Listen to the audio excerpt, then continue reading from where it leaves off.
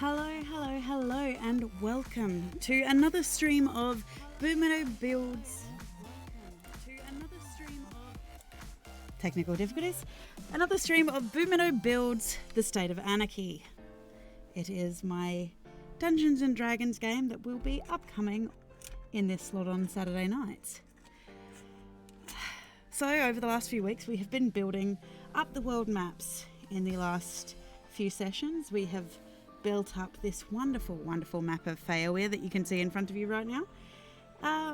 And we have moved on to the material plane part of the world and rebuilding, repopulating, just making it all in a consistent style with each other, basically.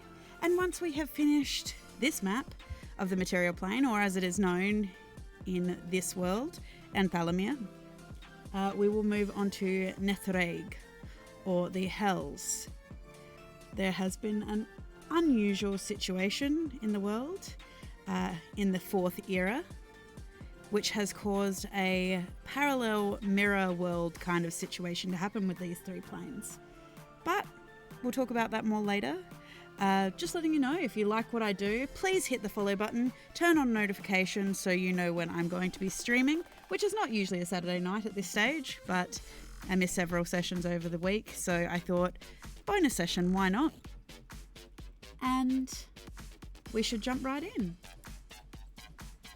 I use Incarnate to make my maps and sit here and talk about D&D and all this kind of stuff, so I hope you're all having a wonderful evening. Let me know if the music is too loud, and we'll see how we go.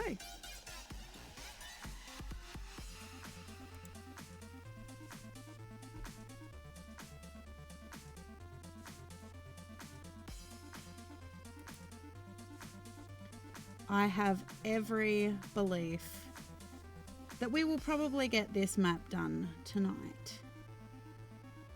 But we'll see.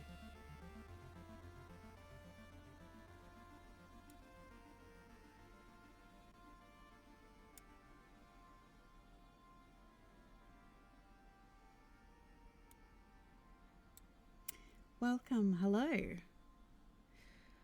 So, we got all the towns in last time, and now it's just a matter of putting in trees at least. I think I was working on recoloring some of these areas with what the industries of the regions are, which I do have a list here somewhere.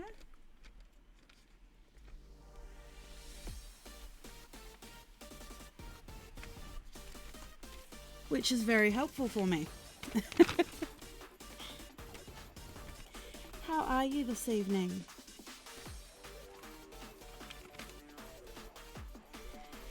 So this world, as I kind of explain every time I build this world has been through several iterations. I've been building it for close to 6 years now. And in that time I have managed to have several campaigns spanning over a few years set in different eras of this world. So this map that I'm actually building it for is actually going to be the 4th iteration of this world.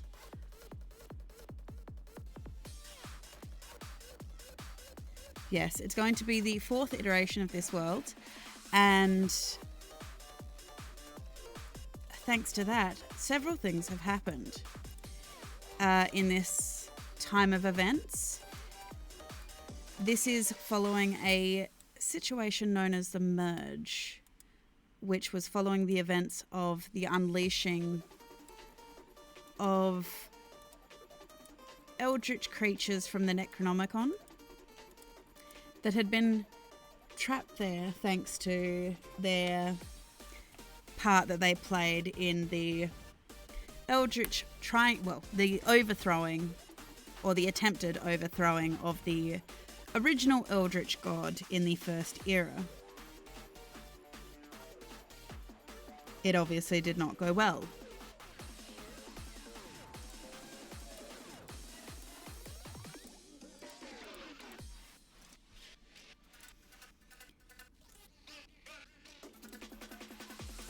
an entity known as the Architect, did not like the fact that they were trying to overthrow him and his power, and so he imprisoned them. Imprisoned them and their leader, who was an entity who became known as the Titan King, away. There were several other entities involved, and they were imprisoned in their own way. One of which was one of the main antagonists of the first era, which is currently being played out in the game I run on Tuesday nights.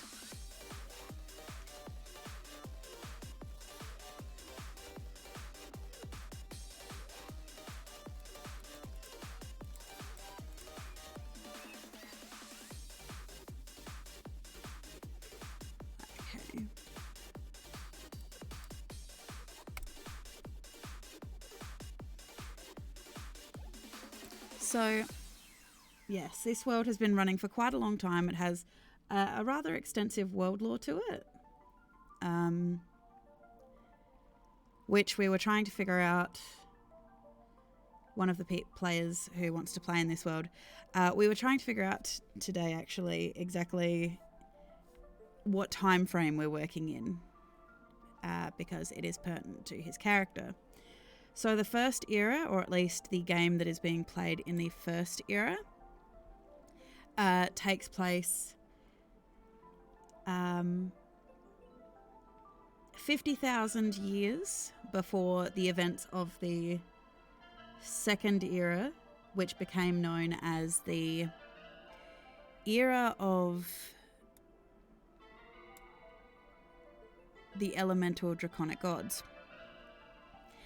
And in that time, the era of the elemental draconic gods, the big bad of that situation was one of the gods themselves, wanting to hold on to his power as the head of the pantheon.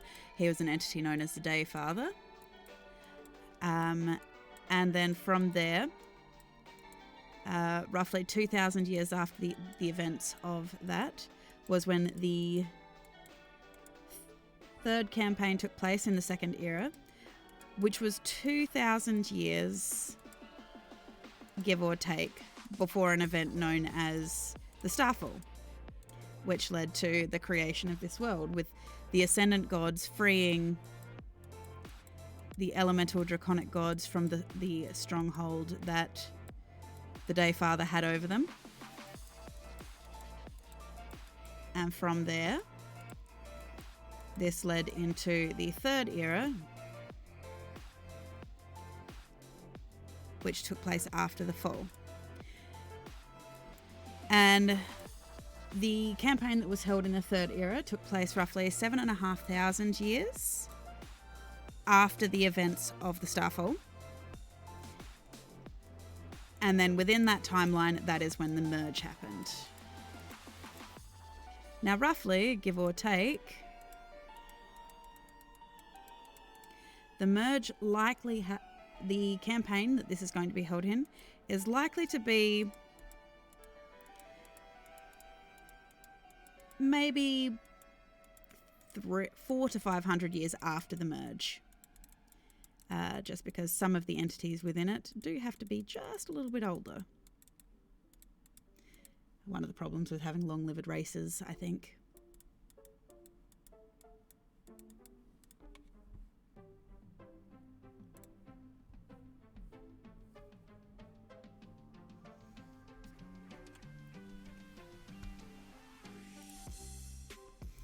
So yes, this is something that tends to happen. When you have long-lived races, there is that element of taking into consideration timelines.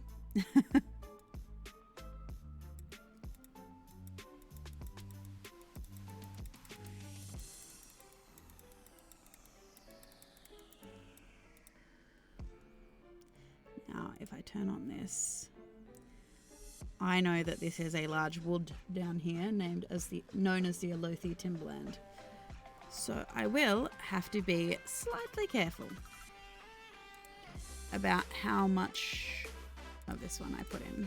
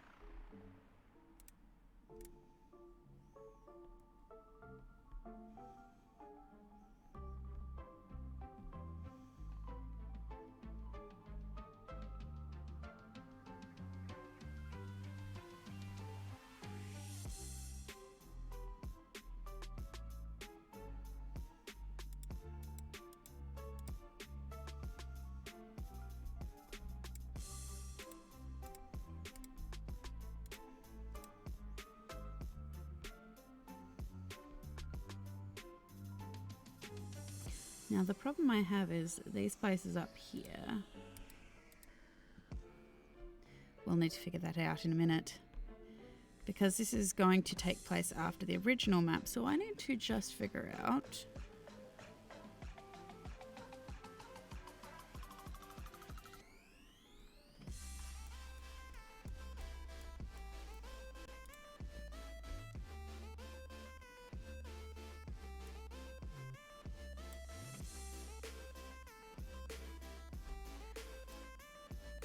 the only problem, as per se. Hello, Evil One, by the way. How are you?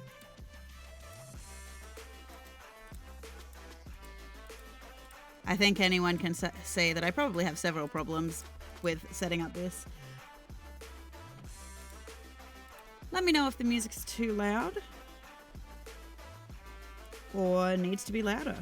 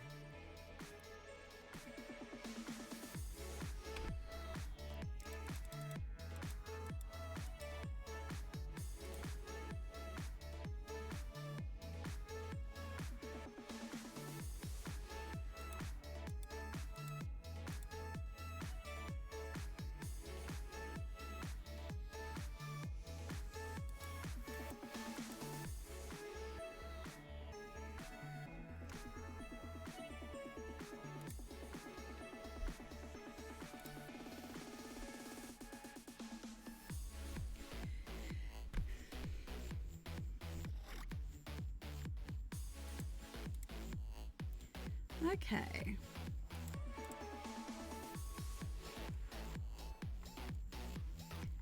At least know that this area up here as well. Looking at my map, there are connecting things. So clearly this is also part of what was the old LUS, which is why it's not known as the LUS anymore. However, we are going to have to sit here and come up with regions, because this map was not traditionally broken up into regions. It used to have a split down the middle into the LUS and the Wildlands. The LUS obviously was a very strictly run government guild system with a council that was run under the Prime Sentinel.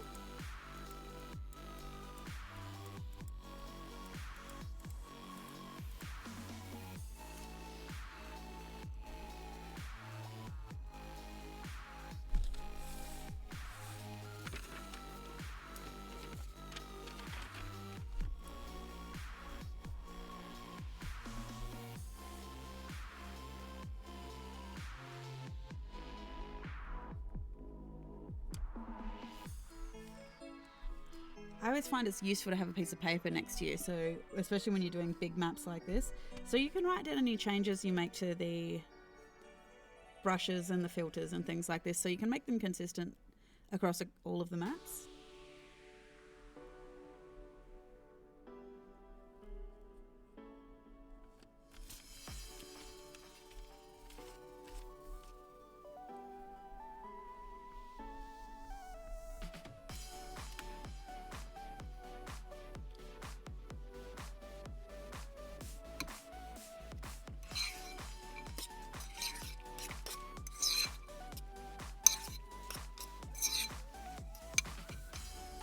Always an interesting question.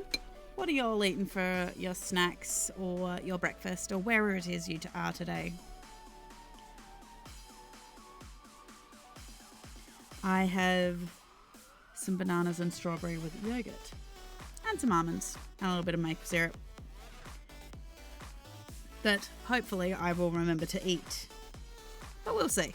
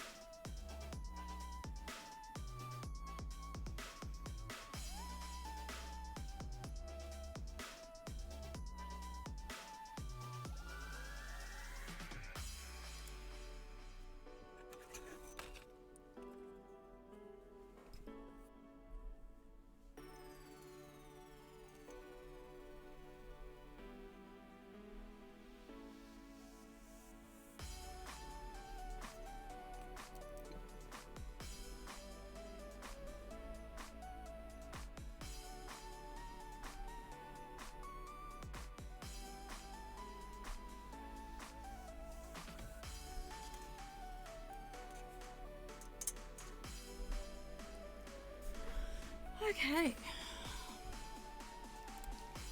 let's have a look here at some trees.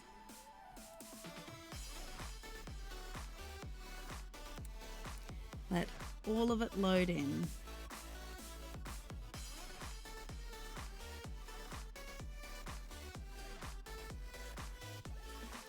Now obviously I don't use all of these particular assets and things like this until I'm building the town maps. But it is always nice to see what we have available. See, some of these will come in really handy for the Feywild settings. Oh, I love these crystals. I love some of these hell ones that they've actually brought in and created.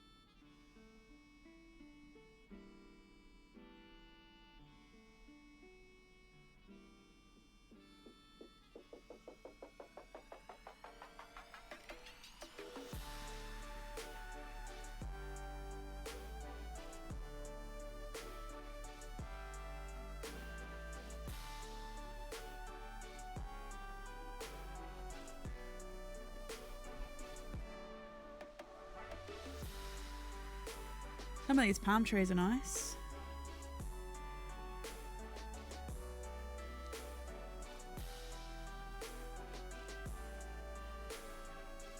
So we could go with the really fluffy, simple trees, but I think it would kind of go away from the aesthetic we're kind of working with here. So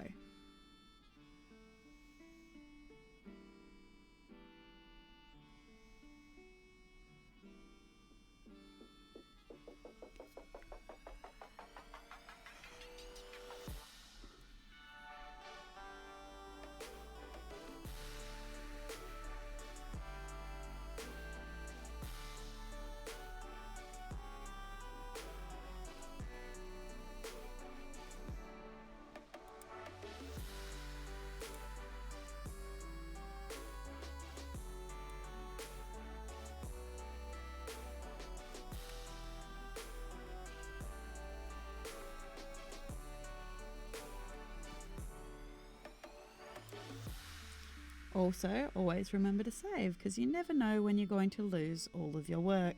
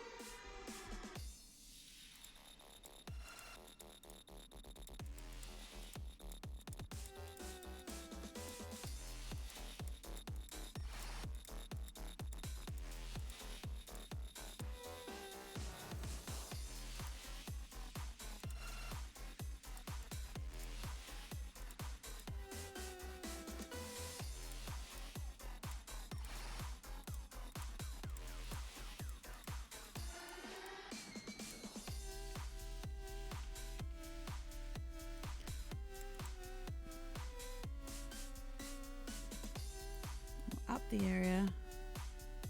Heavily lower the density.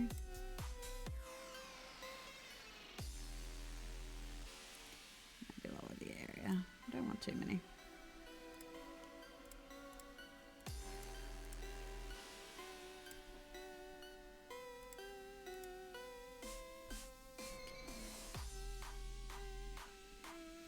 I'm trying to figure out if these are just a little big. I think they might be.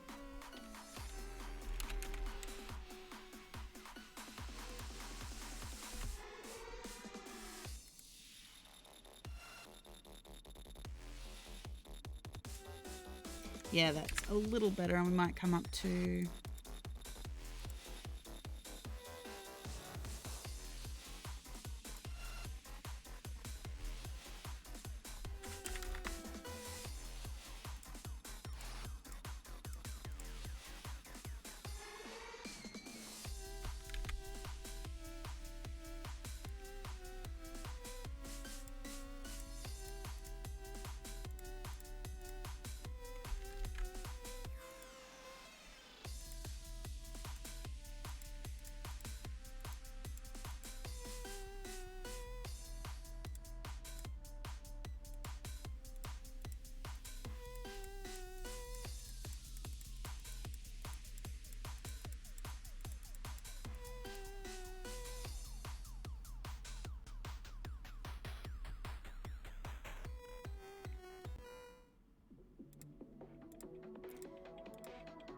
And we'll go back through and we'll layer in some more of these types of trees, but also maybe some slightly dead looking trees as well.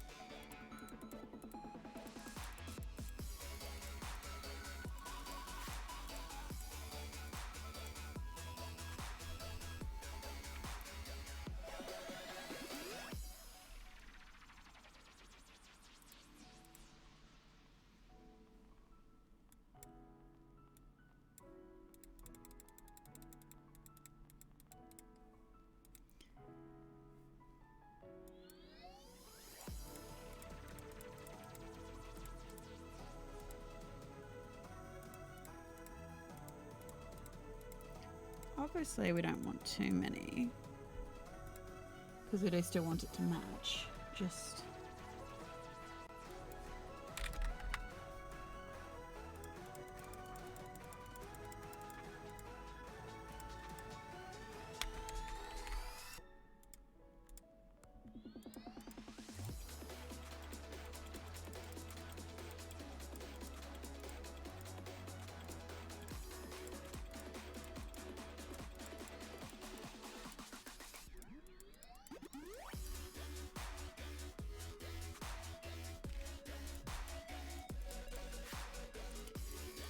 so yes, we now just start and complete the tedious task of putting in all the trees.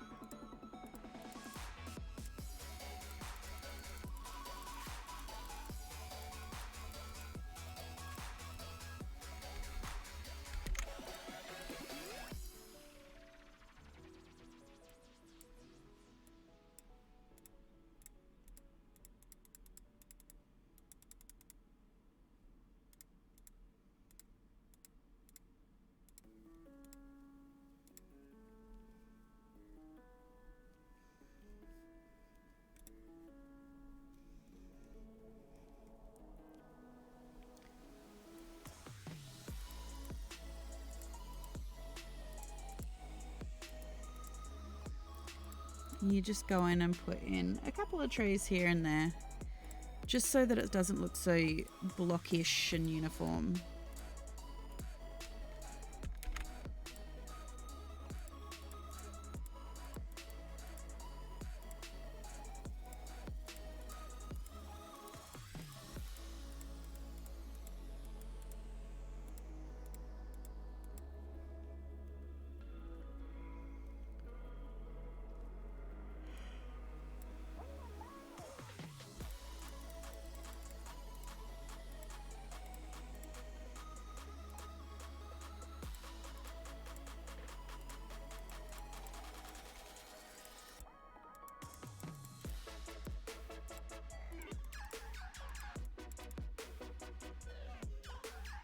And then I can branch out. Yes, exactly. I can branch out. If we're going to slightly ignore that pun, evil one.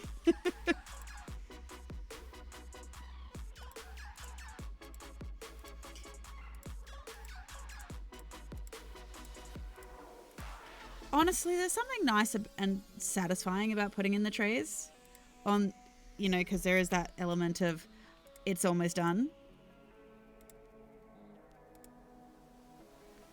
But at the same time, it is a bit of a monotonous task.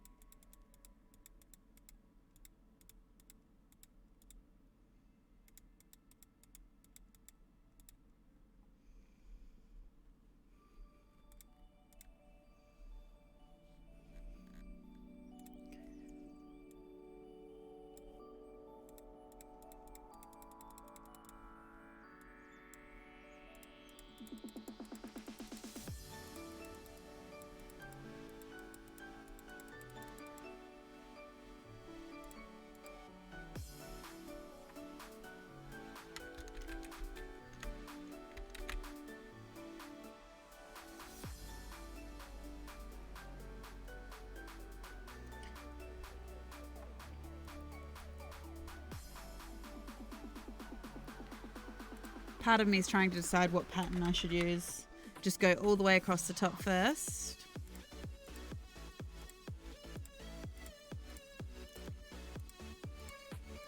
And then kind of come in and hand paint some of these trees.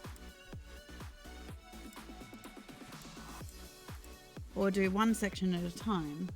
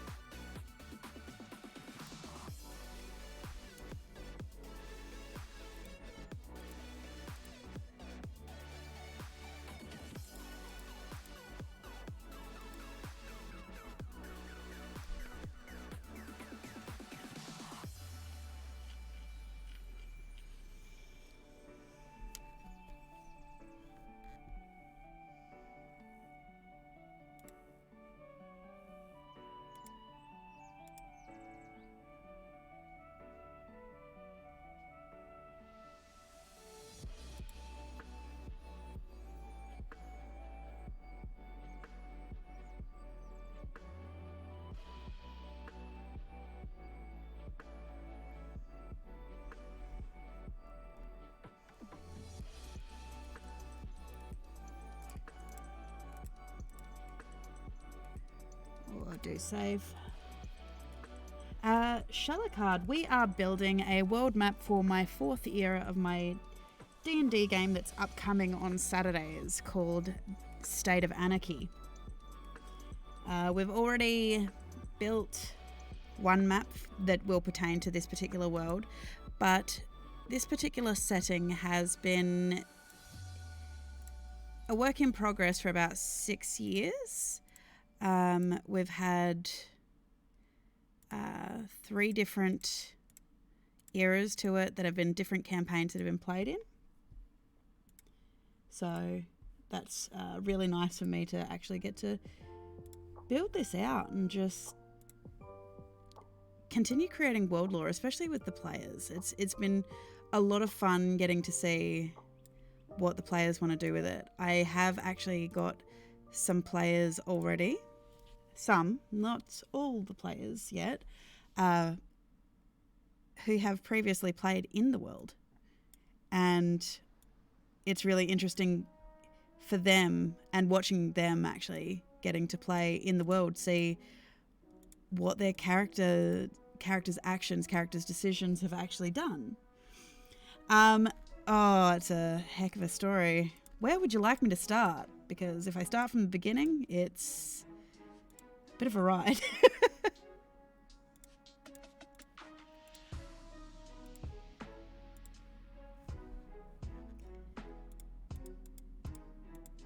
So yeah, what would you like me to start with? Would you like me to start from the first era and work my way up to where this campaign is heading, or you want to hear where this campaign is heading and set? Current event. Okay, so this particular map is for the 4th era, in a time period known as the post-merge. It is roughly 500 years after the merge itself, and during those events, it brought the planes of the Feywild, the material plane, and hell to basically become these paralleled mirrors that kind of sit over each other, but they all simultaneously exist on the material plane, while also simultaneously being their own little pocket kind of plane as well. So players will be able to jump between these planes of existence a bit easier than, say, a plane shift spell or something like that. So what the actual campaign for this will be is magic is starting to fail because of the mining events that led to how magic was used and utilized in the 3rd era. So magic is starting to fail or become unpredictable because it is mined from an ore that is found in the world tree, or as part of the world tree. It's actually the crystallized sap. And from that, we are going to be a slightly futuristic setting as well. So the material plane, when they ever go there, a lot of the towns and cities, more specific, are going to be a bit more futuristic, your skyscrapers and things like this. It is my story, but I would be lying if I didn't say I have a lot of inspiration from various things that I have read or watched or liked or things like this. So I'm not going to claim complete homebrew just on the basis that there will be some overlap with media that I really enjoy, just because I know that just from my time running these games, people are like, oh, this reminds me of this story, and sometimes that is correct, sometimes it's not where I've drawn the inspiration for it from. But this particular basis, the material plane, which is known as Anthalamyr, is being ruled over by some very corrupt witch queens who have control of their magic, but they are seeking to control all magic, but also take over the rest of the world. It is kind of loosely based on a book series that I like, at least the world building concept a little bit, known as the Black Jewels trilogy by Anne Bishop, while still being within my own kind of setting, my own mythos. I take a lot of inspiration from the existing real world mythos, existing kind of D&D mythos as well, within my own kind of knowledge of it.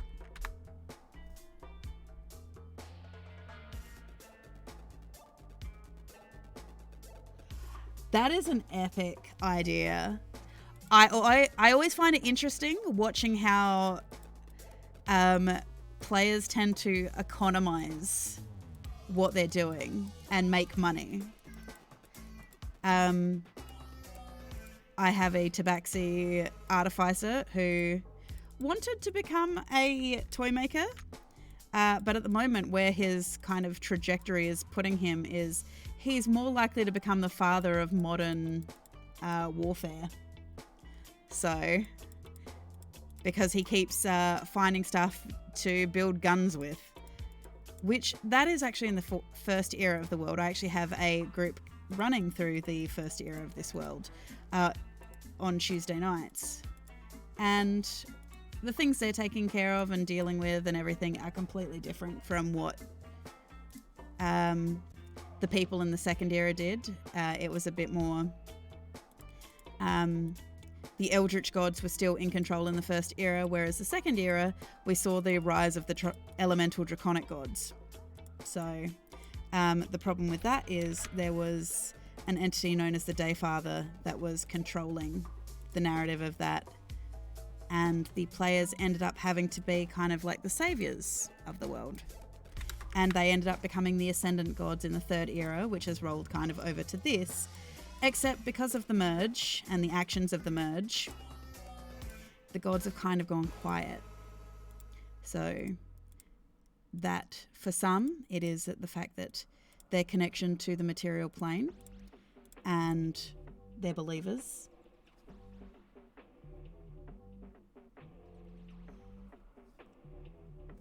Yeah, that is one thing that I've kind of discovered, because I want them to be able to, like, especially artificers and things like this, you know, as I'm discovering though, the Tabaxi artificer we've got in the group is one of the most powerful, at least when it comes to combat and things like this. But it is, especially with the way that he's built his character, his guns don't jam, he doesn't run out of ammo. I'm like, thank you for that. That's brilliant. We love that. I'm just very fortunate they're a very roleplay heavy group, insofar as I put bad guys in front of them, but they keep talking their way out of problems. So, talking their way out of, or over-reasoning their way out of things, I guess. But I am A-okay with that, because I tend to run very roleplay heavy games. Very roleplay heavy, very lore heavy. I've found some really great like supplements and things like this. I'm not completely against homebrew, but we do run it with a bit of a feeling for like a work in playtest progress kind of thing. So if we find anything that's ridiculously broken or something that doesn't work, we kind of tweak it as we go, just because we want everybody at the table to have fun, you know. And it's not fun if there's one person who's so ridiculously overpowered that you don't actually get to see any growth from the other players. So, but yes, I do love third-party supplements and things like this. This particular setting I am actually doing right now. I have recently been working on the playable races for it. There are some homebrewed, there are some third-party, as well as some like rule sets for like existing races and things like this. So we'll be starting in the Feywild portion, which is known as Feyawir. And there are things like Selkies, Kitsune, you know, a lot of these really Fae playable races. You know, we want... I know that there's going to be vampires and Dampiers in this world as well. And where some of the races are from might not be where you would atypically consider them to be from, just because of the result of things that have happened in previous eras. So, for example, and this might actually surprise a lot of people, in my world, in this particular world, in the material plane, that's where you'll find all your fallen Aasimar, but actual trueborn Aasimar, like your regular Aasimar, have actually taken up residence in hell because they can't reach the celestial planes or their connections to those celestial planes. And not only that, the Aasimar of the material plane in this third era were corrupted by the machinations of the bad guys running it. Because every person within that part of the world was bonded to a demon from birth. Very similar to Philip Pullman's His Dark Materials kind of situation, except they're not obviously the souls of the people.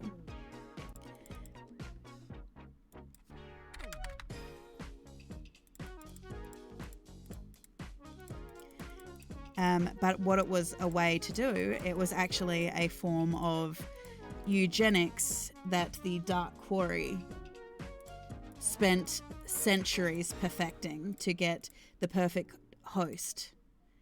They created a race of perfect hosts of obviously the three bloodlines, the human bloodline mixed with the angelic bloodline, and then they tainted it by making every Aasimar. But so it looked like they were being fair after the Demon War. Every person within this part of this governed world, or the way that this part of the world governed, had to be bonded to a demon from birth, meaning that even the Aasimar were being tainted by the demonic forces, thus making them the perfect hosts for the Dark Quarry, who are basically your mind controllery entities and spirits to take over, and basically Lizard Man run the government.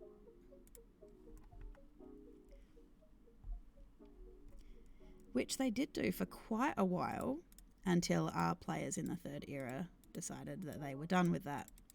I don't know if it's really they decided they were done with it. I think it was more of a case that an imprisoned Empyrean, or trying to think of the other word that I used for it in the campaign, Eldritch God, basically. There was an imprisoned Eldritch God who, before the first era of this world, before the world even existed, had tried to overthrow the head deity known as the Architect. And the Architect, very kind of like Zeus overthrowing Kronos, Apollo overthrowing Zeus. Poor lizard men. Yeah, no, they weren't actual lizard men, because I agree with you. The poor lizard men, you know, they need to have their time to shine. Our poor little, you know, they do. I just recently found out, or maybe it's just because I've never had anyone play a lizard man, that they tend to be very opportunistic feeders. I'm aware that not everyone plays them that way, but I just thought that was a kind of funny turn that I'd never really realized about them. As in, yeah, man, that dead body, are you done with it, kind of thing? And I'm like, did not know that. Although I will have to be careful if that is utilized within this game, because I'm already getting told that I'm just setting it up for cannibalism in a joking manner, because some of the Feywild races I have created some versions of some edible Feywild races that belong to an area known as the Sweet Hills. And these are a couple of them are Pokemon inspired, the Alcrem. We've also got the gummies, And the other one is, they're called buttery sprites. They basically worship butter as god, which I like that concept. So yes, they worship butter as god, and so they're kind of some playable races that people are going to do. I recently finished working out the stats for some playable dog race as well, because who doesn't want to play the best boy? I also have given the Aarakocra of the world some subspecies, should I say? They're not subspecies, they are subraces. So you're not just going to have your just standard eagles.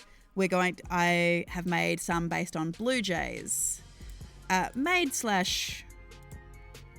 some really good resources as well. I'm not going to completely claim when I do put them up, obviously, or what the playable races are for people to see. Obviously, I will have all those links there of where I found the information and where I took inspiration from in certain circumstances, because, I mean, the people who take the time and effort to create these things deserve to be recognised, in my opinion. So, but yeah, so we've got like a blue jay, we've got a cassowary, which I felt was very Australian of me. We needed the cassowary because they are absolutely terrifying. We've also got the peacock, parrots, vultures, and all of these. And this isn't just going to be flavor texted stuff. There are actually going to be some changes from that. I didn't even think of chickens. Now you're making me think I need to have a complete different subsect, which is just chickens, because I came across the School of Cluckromancy, and I did actually put a chicken cluckromancer as a bad guy kind of quest kind of thing in one of my campaigns. But now you're making me think that maybe I should bring back the Cluckromancer, and they did indeed advance their brethren to more supremacy. Oh, there are so many. I put the Cluckromancer in a chicken coop, and they took like a bit part quest to go clean this chicken coop, and they were offered 50 gold per person to go clean this chicken coop. I made the Eladrin Cleric so afraid he forgot that he could actually like quick step whatever that spell is out of the situation. He like legit forgot. It didn't help that one of his party members had put bird feed in his pockets, but you know, what can you do? Chaos monkeys. Chaos monkeys everywhere.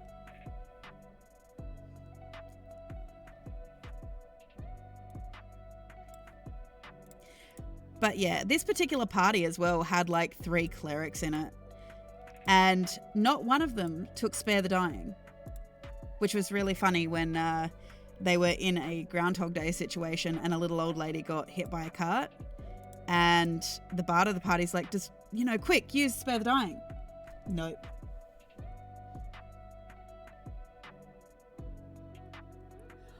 Oh, that's brilliant. I should use that Shala card. That is brilliant. I hadn't even thought about that. See, I did something similar with some micro griffins,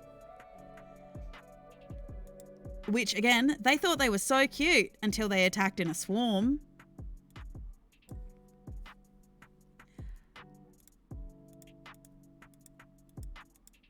Yeah, they think some of these things are so cute until they're not.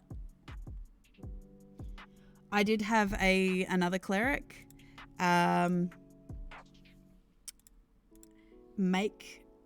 essentially they were a chaos cleric, and they created chickens the size of horses. You know that old adage, like, what's worse, like 100 chicken-sized horses or 1 horse-sized chicken? Yeah, they did that. I must admit, my campaigns that have ended up being a little more off the rails crazy have been some of my most fun campaigns to run. Just initially when I started running for some of these, like for a particular group that became known as the Chaos Crew, I'm going to admit, I panicked a little bit because I'm like, how do I plan for this? And it became quickly apparent that you just don't. You don't plan for it, and it is one of the best, one of the best experiments in helping you become a better, like, off-the-cuff role player. Like, the whole yes and theory becomes a whole thing.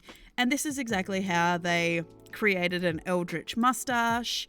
They scammed a poor bookie out of, like, 50 gold after they ripped his moustache off. Yeah, there was a whole heap of things. It was a wild ride.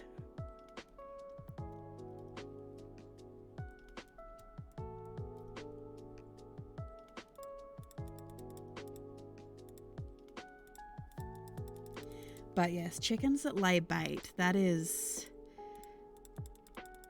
an epically genius thought.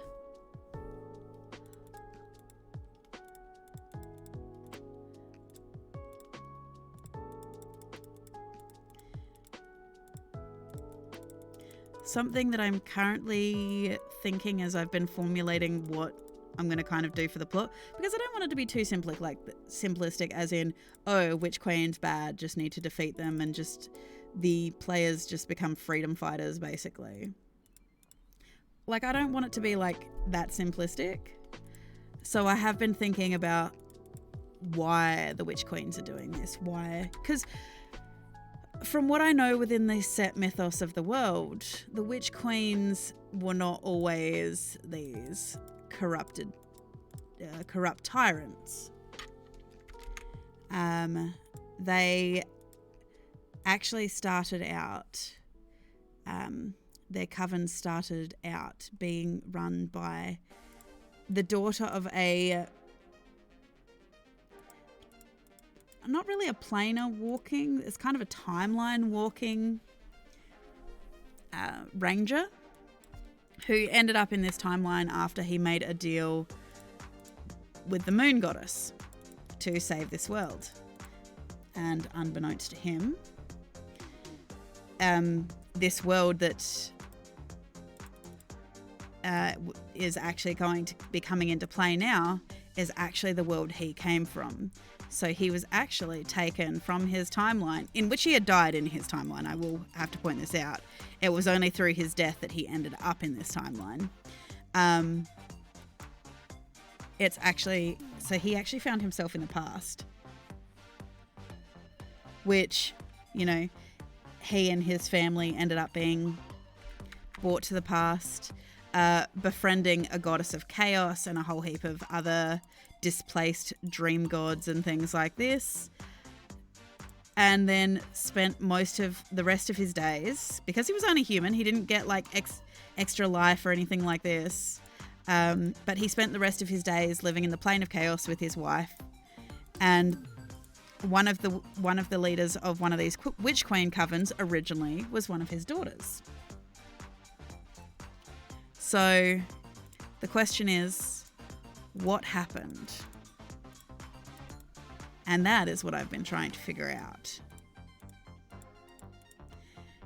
But clearly there is at least one witch queen who is doing this because she wanted power. And I think there needs to be at least one or two main entities that are really like leading this charge in overthrowing the world.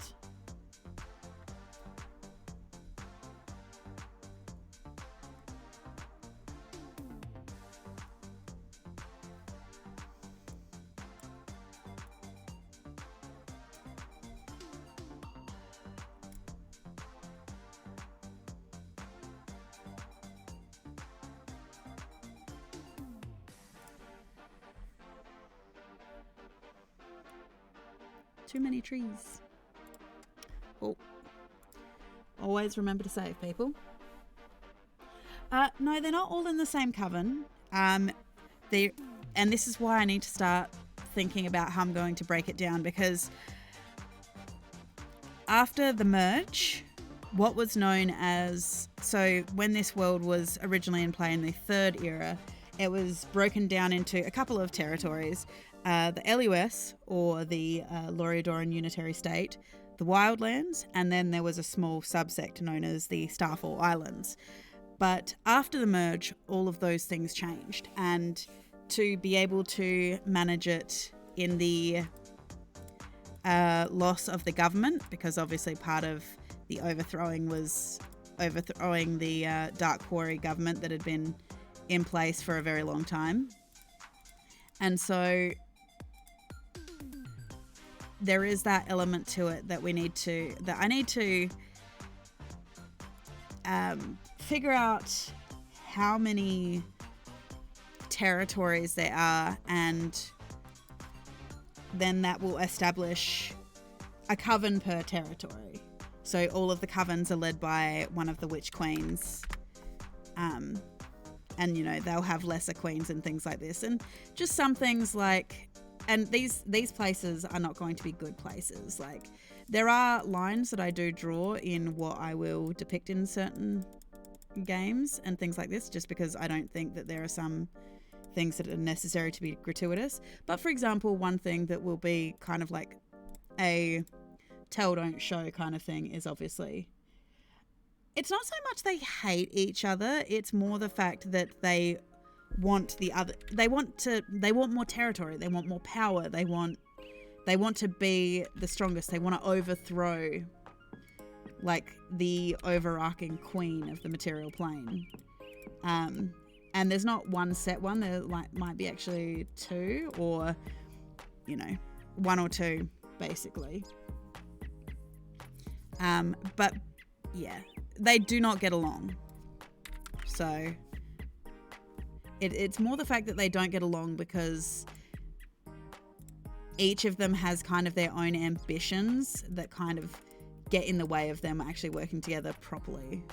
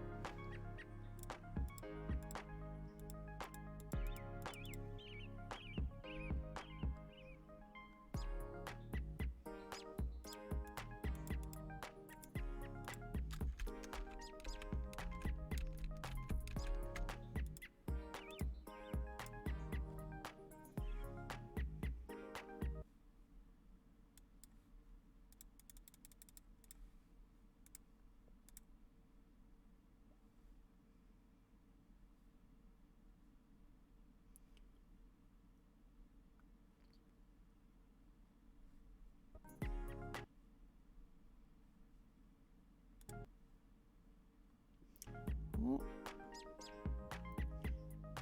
Music's playing up a little bit. For anyone who wonders, I get my music for my stream from various places. Lo-Fi Girl, Chill Hop is another one. You can see links to them below. I also use Game Chops on YouTube. They do some really wonderful like retro games and things like this for their bass music.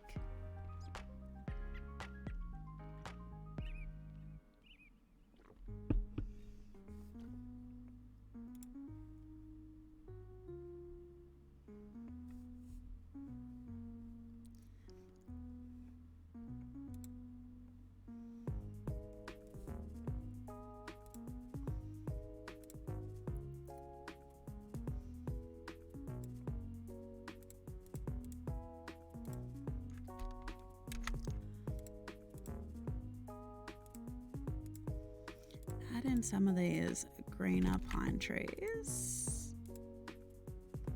Don't want to do too many though. But also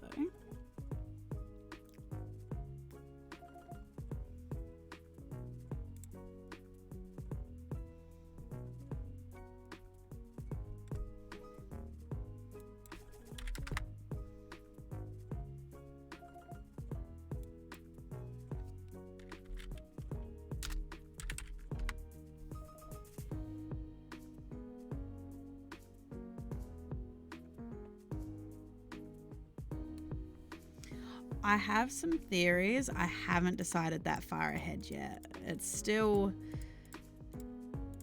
One thing that I had thought is part of the reason they're trying to overtake the Feywild area is so people are kind of very wary about arcane magic because of everything that's happened in the past. And so because of this, some of the things that I'm taking into consideration is there are some old relics of the world that have been in play for a very long time. They're actually being utilised in my Tuesday game at the moment, or at least the creation of them and what they do in the world. And these are something called witch stones. Now, witch stones are they started out originally as a funerary rite kind of thing of the Kalishtar, and they ended up getting corrupted into these conduit stones. And it would be... I think that part of what you're saying is right, that there will be a truce, at least while they're trying to make their way into the Feywild and overthrow the Fey courts. Because the Fey courts are run by the Fey lords, ladies, and queens. And there are a lot of them. There is also the spring, summer, and autumnal courts. So I'll just show you. So this is Feyawir. This is the Fey Plain. And this is basically where the start of the campaign is going to be. And so what we're actually working on right now is the material. Thank you. It took several sessions of the build, but we got there in the end. And funnily enough, the more I actually did it, the easier it got. It's like re-practicing, because I obviously was a little bit out of practice of using the map builder, which I use Incarnate for, by the way.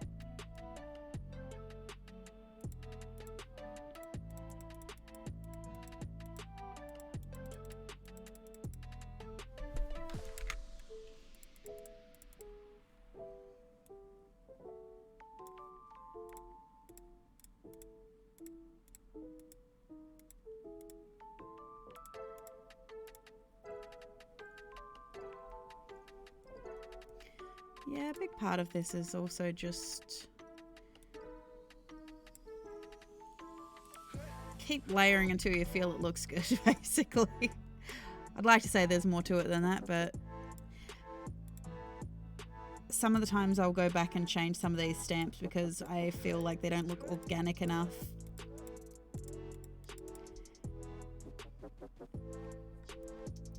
There's too much uniformity.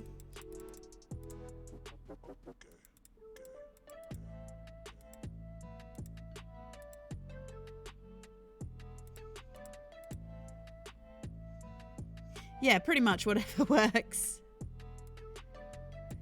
The only other thing I do kind of is make notes of what sizes I've done for things, so I at least, when I work on the different quarters of the map, there's at least some consistency in the sizing.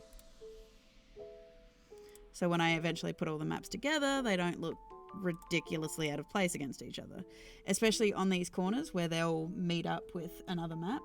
So I leave this blank, so when I put them together, I'll actually go in on that map and actually cover over any kind of like real bad jaggy lines that are there. But I do try to match up these blend of paints as much as possible. It's not always possible, but I do within the reasoning that I can, basically. I'm really bad at remembering to save, so every time I finish a lot of trees, I'm like, I should probably save.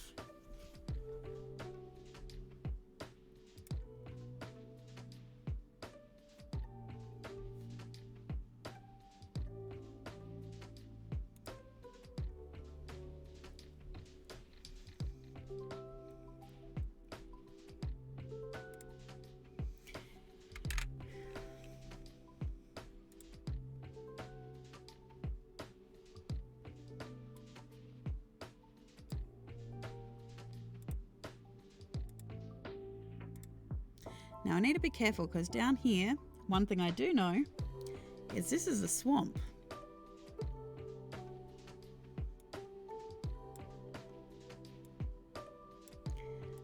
There was a swamp and a cult in this area the last time I had a look at this map. This is actually the second time around that I'm actually recreating this map. But it's because I want the looks to be consistent across all of the maps. I've actually got a view of the previous one. Not bad, but just they've changed some of the textures since then and things like that, so I obviously wanted it to remain uniform.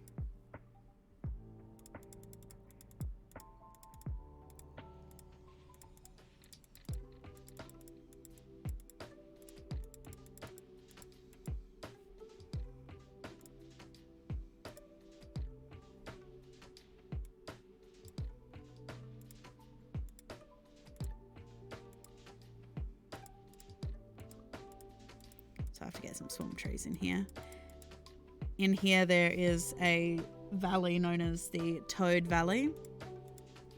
And that is because that is where they found a cult to Byatis, or the Forgotten God, who, if anyone is familiar with Lovecraftian mythos, is a giant frog god that makes people forget stuff. So they did uncover a church here, which of course the group had to come up with their own kind of name for the church, regardless of the fact that the church already had a name. So they just called them the Happy Clappers because they had all forgotten why they had come to the church, who they were, all this kind of stuff. And they were just really cheerful, really happy, despite the fact that their church was legitimately on top of a sleeping frog god who would occasionally awake and eat them.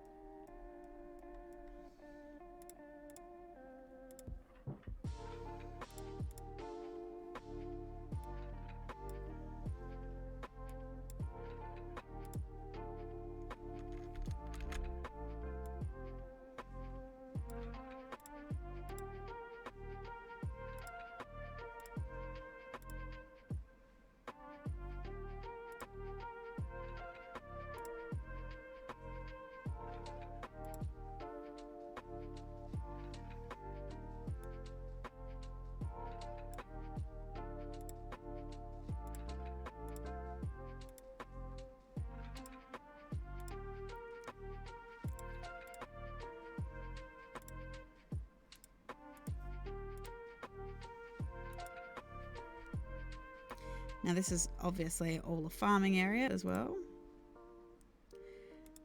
Wolfhaven there also.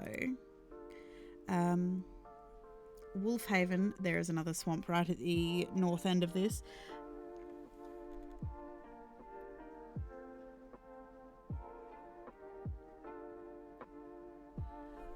Yeah, I'm not sure why they do that. Funnily enough, my players no longer trust boxes of kittens in alleyways after I threw a cat box mimic at them. Again, another wonderful find. Worked brilliantly. Also, they ran into some tiny land sharks that were part bunny, part shark. They were known as bunny sharks, very creatively. Do not trust anymore.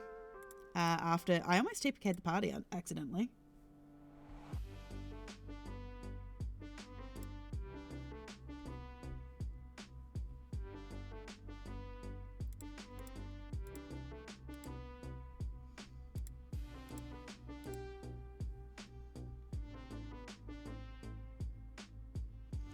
Yeah, pretty much.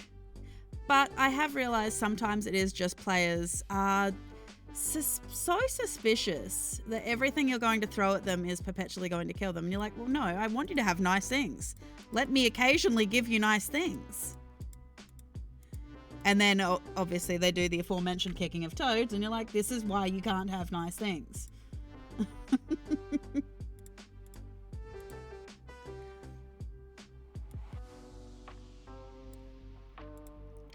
I do have a DM who tried to like do a really wonderful thing. Like we had ended up in there was a session where we had ended up in the mind of one of the other players.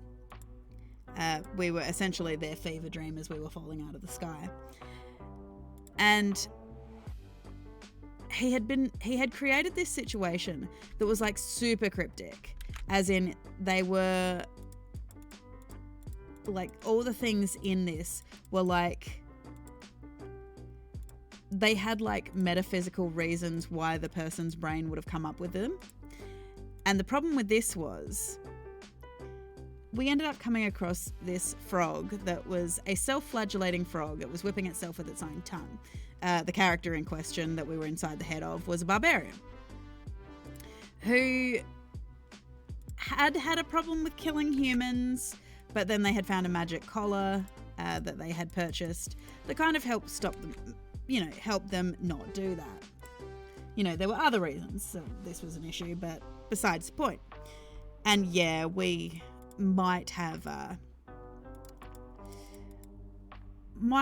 twisted the naming on that as well. So, that being said, that DM, who was also a player of mine, did give as good as he got. I did let him name a town in this place. And he took that allowance and ran with it. Yep. Oh, trust me. If you, we will probably get to this stream tonight if we get through all of these trees, and you'll see. You might see the name that he picked, and he created a whole mythos for the town that this belonged to, and all this kind of stuff. But I did have to question my own, like, why did I do this to myself? Why did I allow this?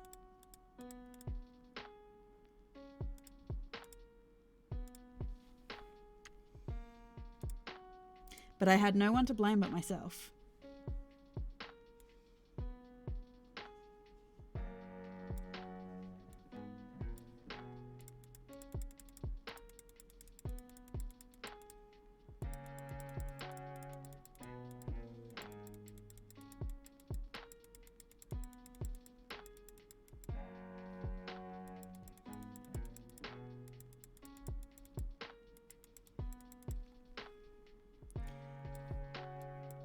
In this swampland as well is where this particular party picked up their gunslinger. His name was Billy Bob Bill Bobby Cletus IV. And he was a really sweet guy. He was really lovely. And he had a really sad backstory. That is usually the case as well. I've been really fortunate that I've got a really wonderful group of friends that, the minute somebody says, hey, I've been thinking I'd like to DM, the rest of us are like, do it.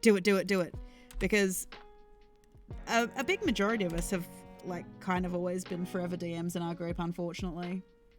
So we've actually had a lot of really wonderful opportunities to get to play in a different variety of games, different styles. And we've been really lucky with that. But I do know that now we're coming into a situation where we're wanting to bring new people into our games and things like this. I know that I myself will eventually be opening this game up to getting a couple of extra new players. I know that the DM that I play with we've got an upcoming Vampire the Masquerade game that's upcoming on Thursdays. We have a Grung game on Wednesday nights, and we also have a Star Wars Fantasy Flights game of Star Wars on Sunday nights over on Evil One's channel, which you can find a link below in the About section for that. But that is where you can see me as a player in various TTRPGs. I play a Jawa in the Star Wars game. I play a chaotic wild magic sorcerer in the Grung game. And I will be playing a Toreador in the upcoming Vampire the Masquerade game. So, which I do know that I believe at some point in the nearest future, Evil One will be opening up, I believe, some Roll20 applications, maybe, to try and find some additional new players for that as well, I believe. And if he is modding and listening in, there is potential. I know that he's got some potential games that he wants to have up and running for Vampire the Masquerade. He also wants to run an Alien game, if you know the Aliens movie.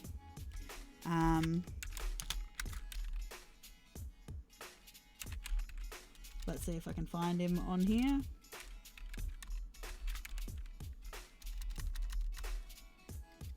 Yeah, Alien has a TTRPG.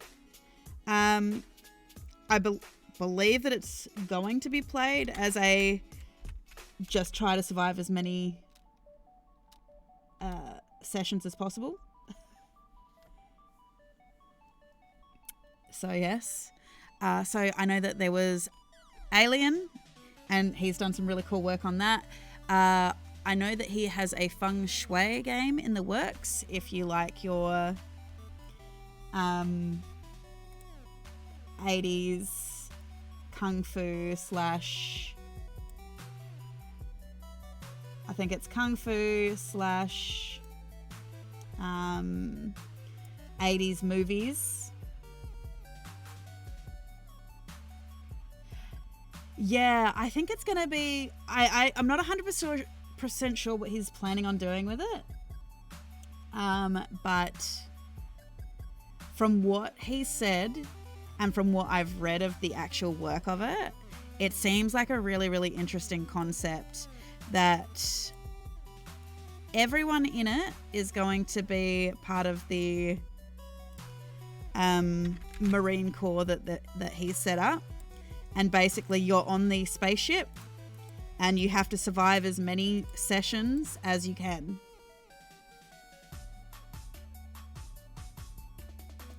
Yeah. I believe that's at least the kind of base concept that Evil One is kind of planning for it. And I think he wants to start with like 13 players. So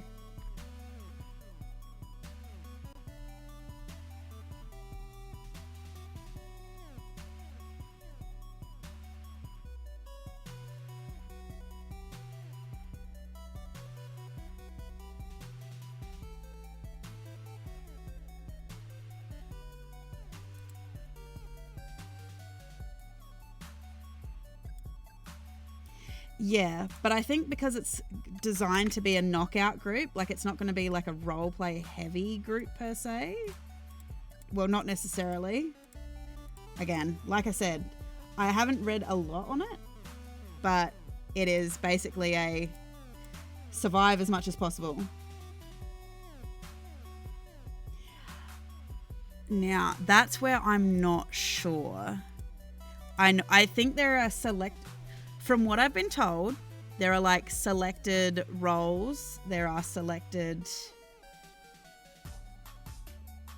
like classes, I think, because it's not like a D20 RPG.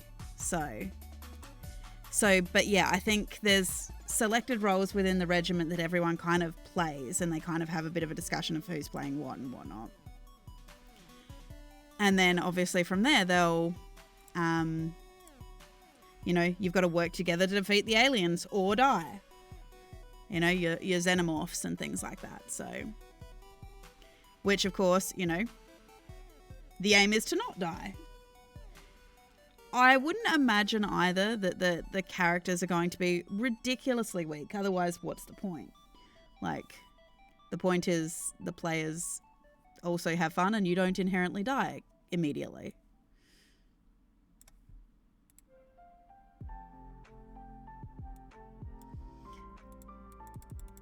Yeah, I don't think everybody's like a grunt or anything like that. I mean, it has been a little bit of an eye-opener playing in the Star Wars game because, obviously, for myself, D&D 5th edition had been kind of like the only game I've really played. So, jumping into a completely different system, Star Wars has a lot of... And this is the other thing. Star Wars has a lot of really like weird dice, the way that they do it. And it took a while for us to get our heads around. We by no means have it sorted out yet.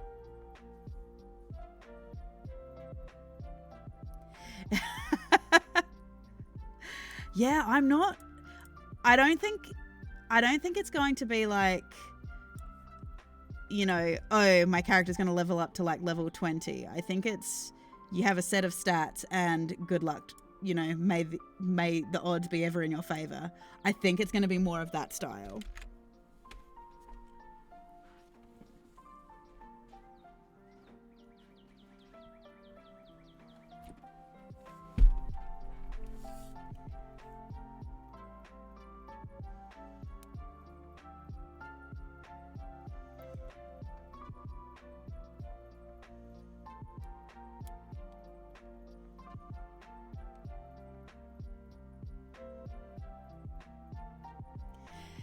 Yeah, something like this. For the players, at the moment, we've kind of got the main dice, which are your like advantage, triumph, failure, threat, obviously, and the force dice that we've mostly used. It's been interesting doing it on, because we use on Roll20 for it. So at least from that perspective, it has been really helpful at taking a lot of the guesswork out of it for us. It did take the DM a little bit to get his head around setting the difficulties and how to formulate that a bit better. Also the fact, yeah, we get XP every session, but obviously we don't want to get too much because that's how you build your characters up and make them strong and stuff.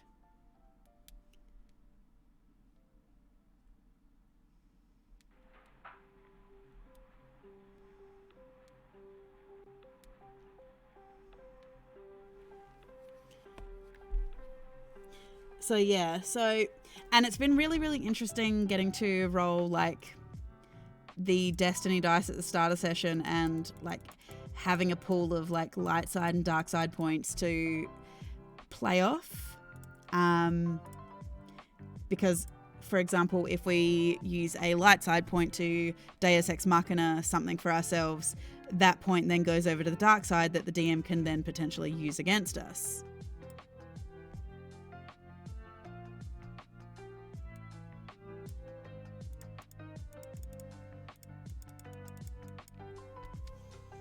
So, yeah.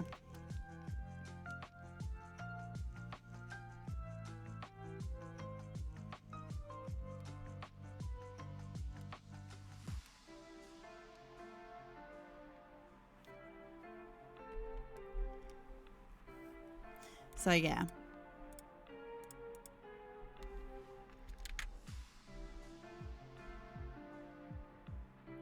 Yeah, definitely. I usually stream on Wednesday nights, once a fortnight, because obviously I'm in the Grung game on the other 4 nights, but I'm usually here every day of the week, Monday through till Friday. You can check my schedule and see when I'm streaming and things like this.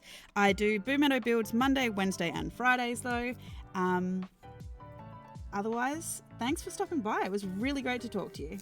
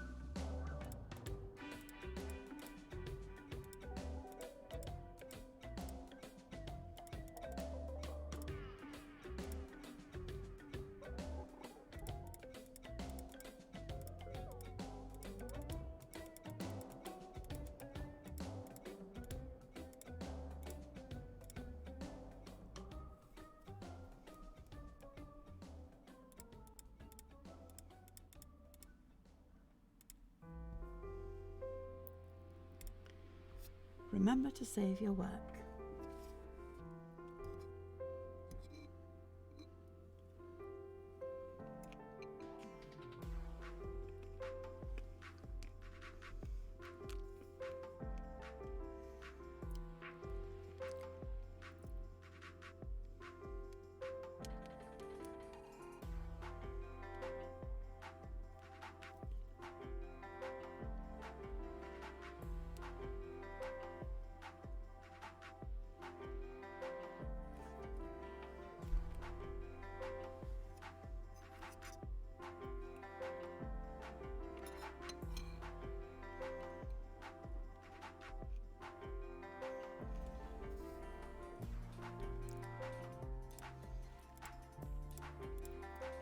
For those of you who are out there, remember to drink some water, have a snack if you need.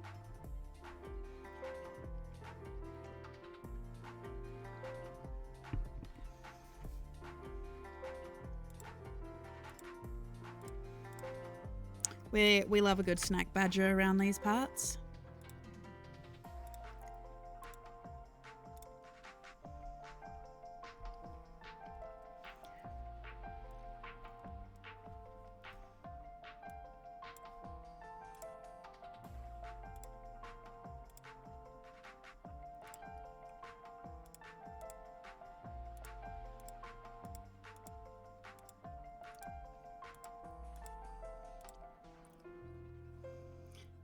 Yes, a snack badger. We love a good snack badger around these here parts. I don't remember how it came about either, how we created the snack badger, but it has become a thing.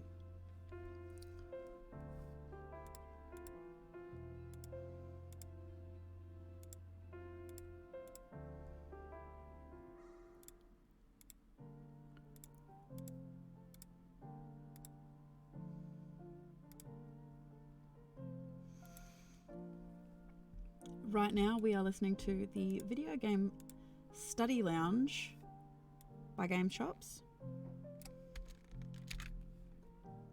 which is really great if you want to listen to and hear some messages and things like that. Just some really nice music.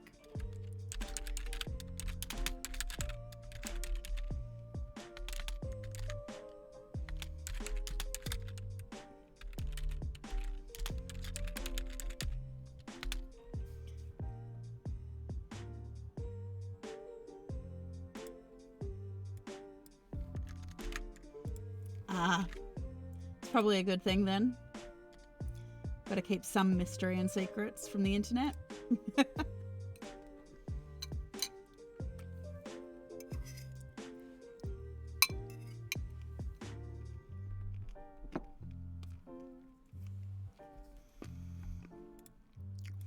Answer me this, what are you having for a snack tonight?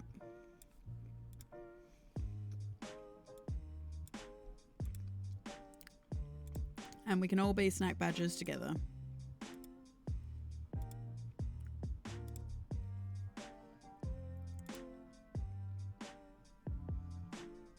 Oxygen. All right then, what is your favorite snack?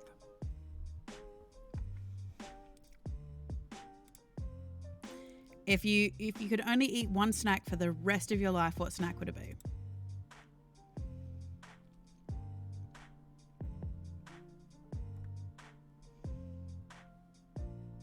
Really?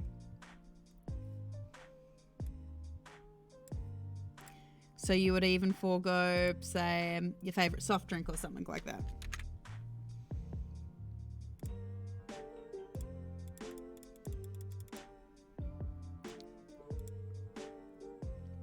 Because technically your favorite soft drink or something like that could be a snack as well.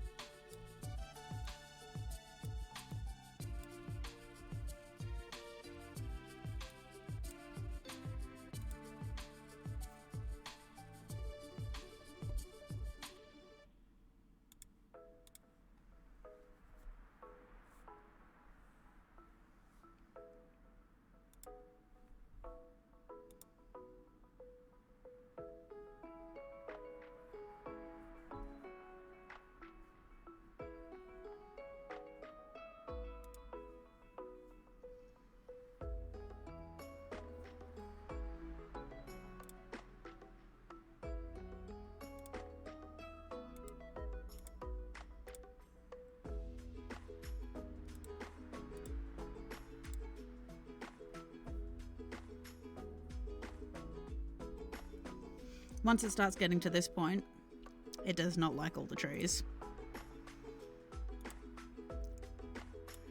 The memory and I are having a fight right now.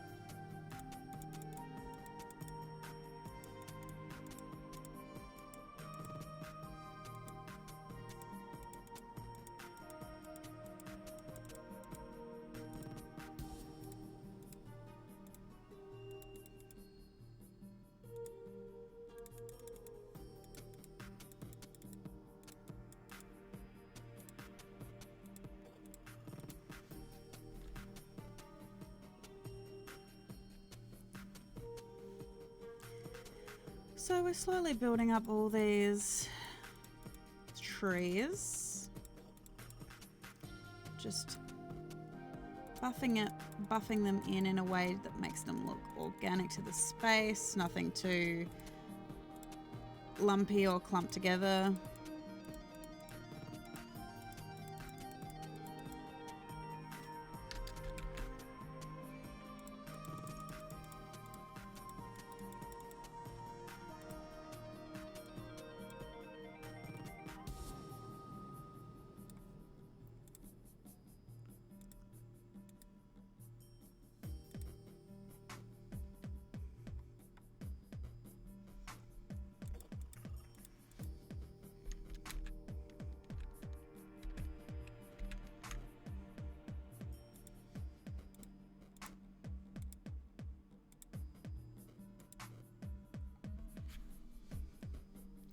And yes, we just slowly build this up.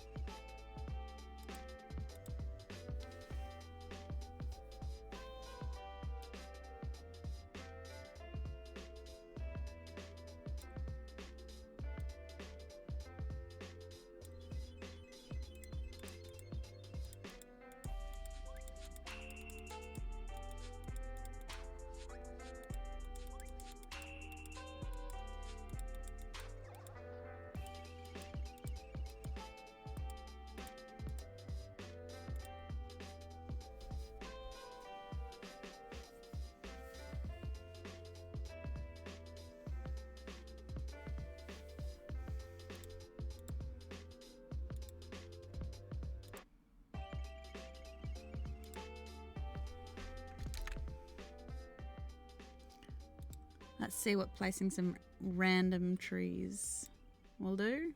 Yeah.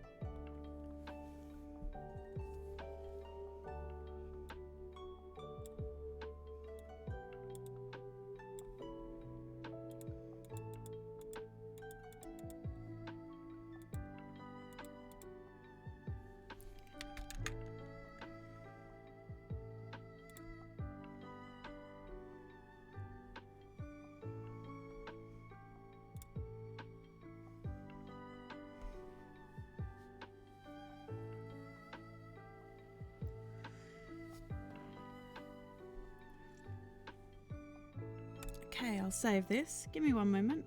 I'll be right back.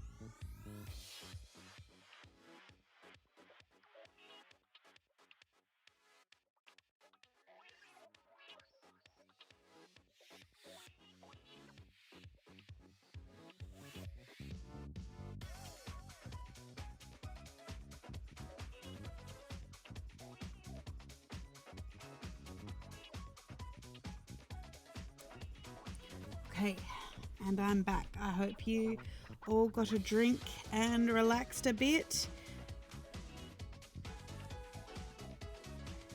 Had a snack, had a drink, went to the bathroom. All those human necessities that need to be done. I hope you are having a wonderful night joining me on a random stream. This is not my usual night to stream.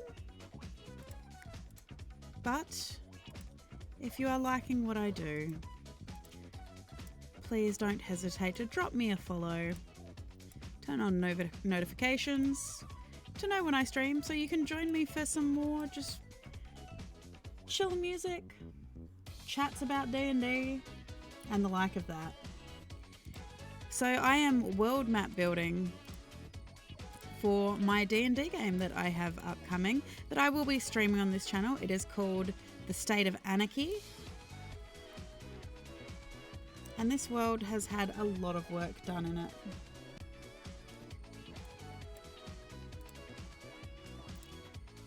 This is the 4th era of the world. And so it has quite a lot of world lore and history behind it. Welcome, welcome. Thanks for hanging around, everyone. It was great having you here. Have a wonderful night.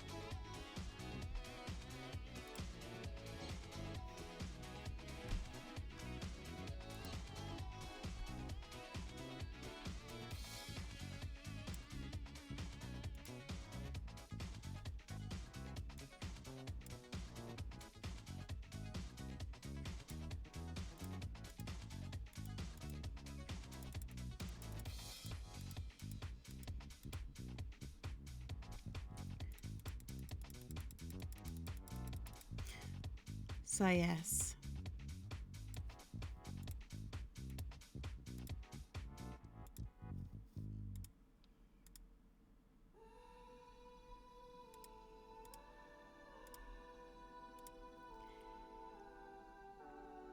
So as these streams will go on, I will be building each of the towns with you, people who are watching.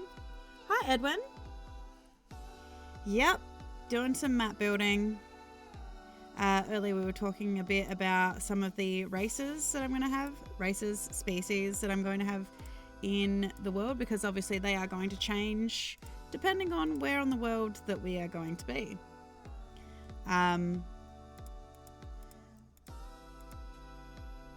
Because most of the playable characters will be predominantly in, we'll be starting in the Feywild-esque portion.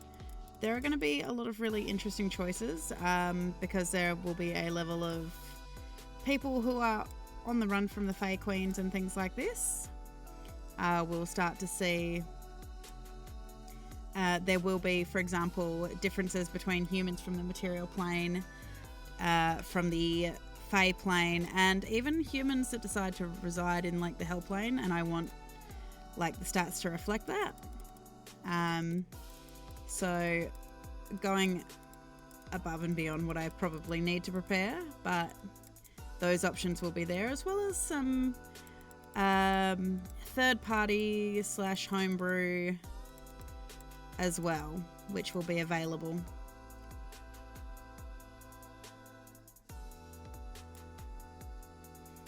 Which I'll have all of that. I've had a couple of Kickstarters that I helped fund that I really like some of the classes as well, so there may be some additional subclasses and things like that to play, as well as a couple of custom classes as well, perhaps.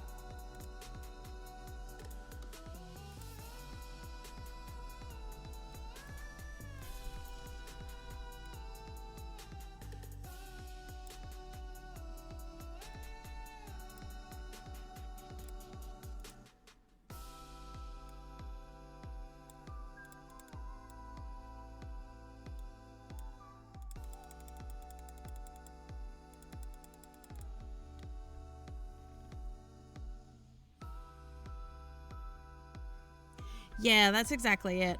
I'm thinking that all of the playable characters that originate from the Feywild or Feyaware, all of them will have the Fey trait, regardless of whether they're human, elf, dwarf, yada yada yada, because they're all going to be characters that were born there, unless, and obviously this is something that will be individual to the player, unless they're playing a character who has been around long enough to precede the merge, basically. The merge is the event that has made it a parallel mirror plane. So, and as I was figuring out with one of the players today, the campaign will take place roughly maybe 500 years or so. Maybe 500 years, maybe 1,000 years after the events of the merge. So we will have to figure that out. At the moment, I know that I've got at least 3 players. And I usually like to run groups of 5 in my worlds.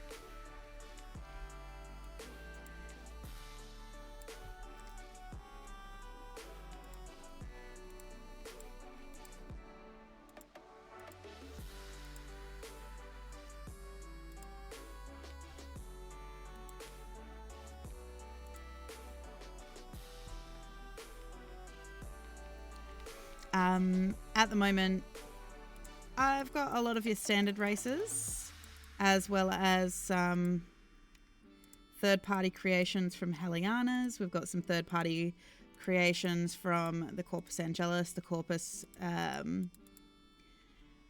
Malicious within reason, or I've potentially changed the back law of why certain races are the way they are, things like this. Some of the standard races I've added stuff to, like the Aarakocras. I have actually added some sub races to the Aarakocras as well, depending on what they want their character to look like. Obviously, with the introduction of the Owlin, there are no owl-style Aarakocra, because that would seem kind of pointless. But we have, I have added some sub-races like, or subspecies like a blue jay Aarakocra, a parrot Aarakocra, cassowary, because of course I'm Australian, so we want to see the cassowary, we want to see the white ibis, and things like this. And so I wanted them to have racial abilities and stats and stuff that would kind of dictate that. Lots of variety. We've got some other homebrewed kind of things, like we've got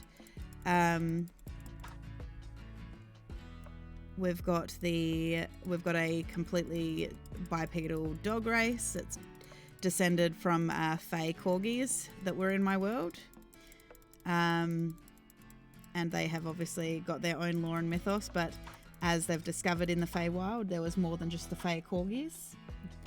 There were different other creatures that were similar, or other races of they are called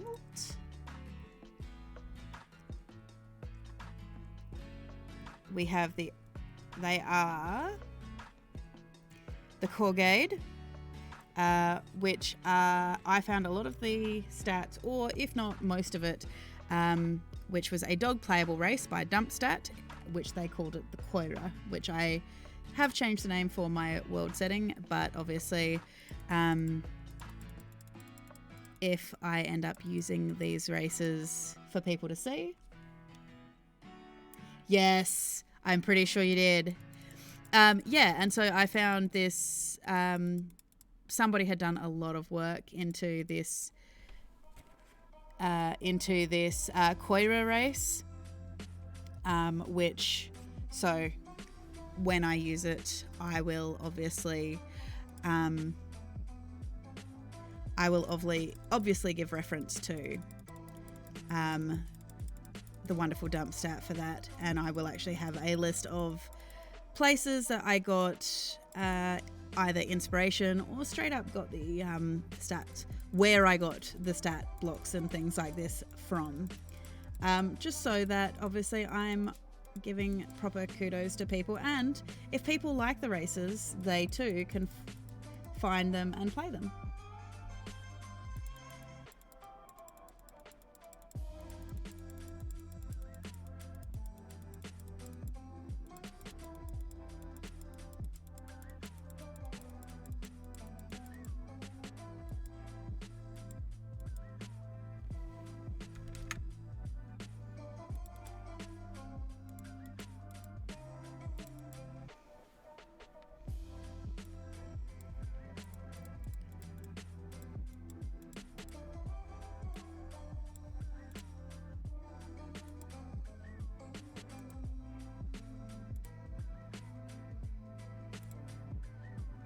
Hi, Spinner.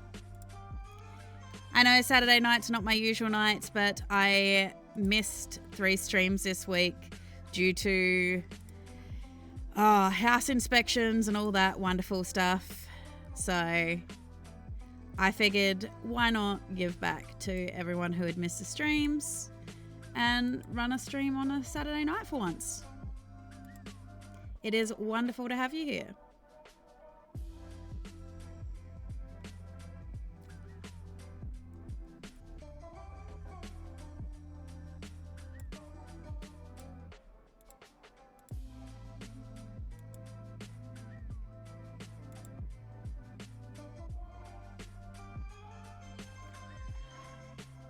Yes, we've just been finishing up this part, which I might just populate over here with a few trees.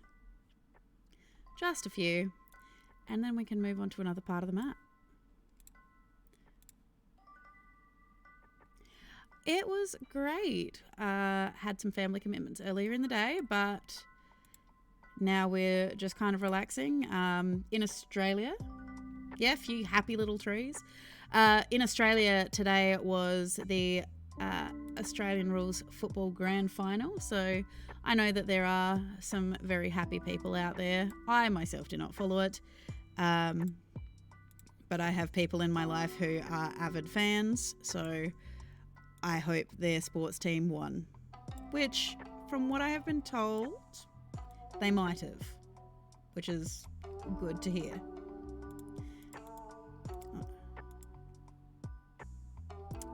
I wondered about that. Then maybe you can tell me who won, because last I heard, Geelong was in the lead, and that was earlier in the day, much earlier. So I have no idea who won.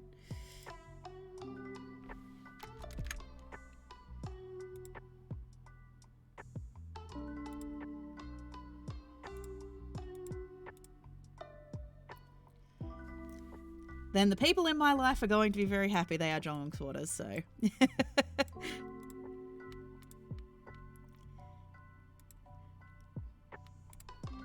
Yes, I myself am not a sports ball fan, usually.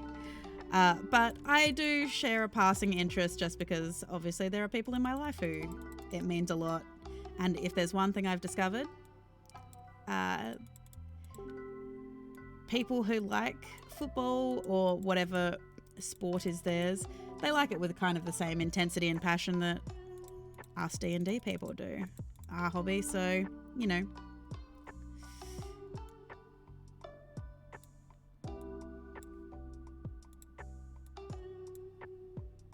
They are intense, yes.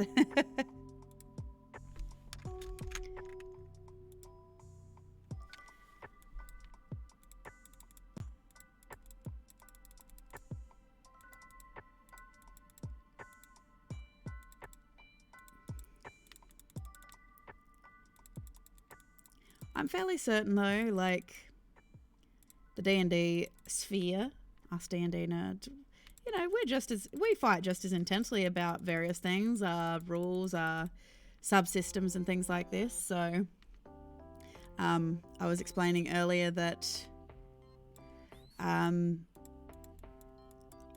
actually playing in a couple of different TTRPGs over on Evil One's channel recently. The Star Wars game where I play a Jawa. Yes, I'm going to be DMing this one. I love DMing. I love the collaborative storytelling effort of it all. Like, it's not about my story. It's like I have an overarching story, but that's not what's actually creating the story. I create the world and I create these beautiful maps, and I could not care if my players go in and blow up a town or whatever, as long as they're doing something and they're having fun doing it, you know. I do run pretty roleplay heavy campaigns. Some of that is because I create obviously a whole heap of world lore and mythos and things like that, but I tend to end up getting groups that like trying to reason their way out of trouble or talk their way out of trouble to the bad guys and stuff like this. So we do see a lot of that happen. But yes.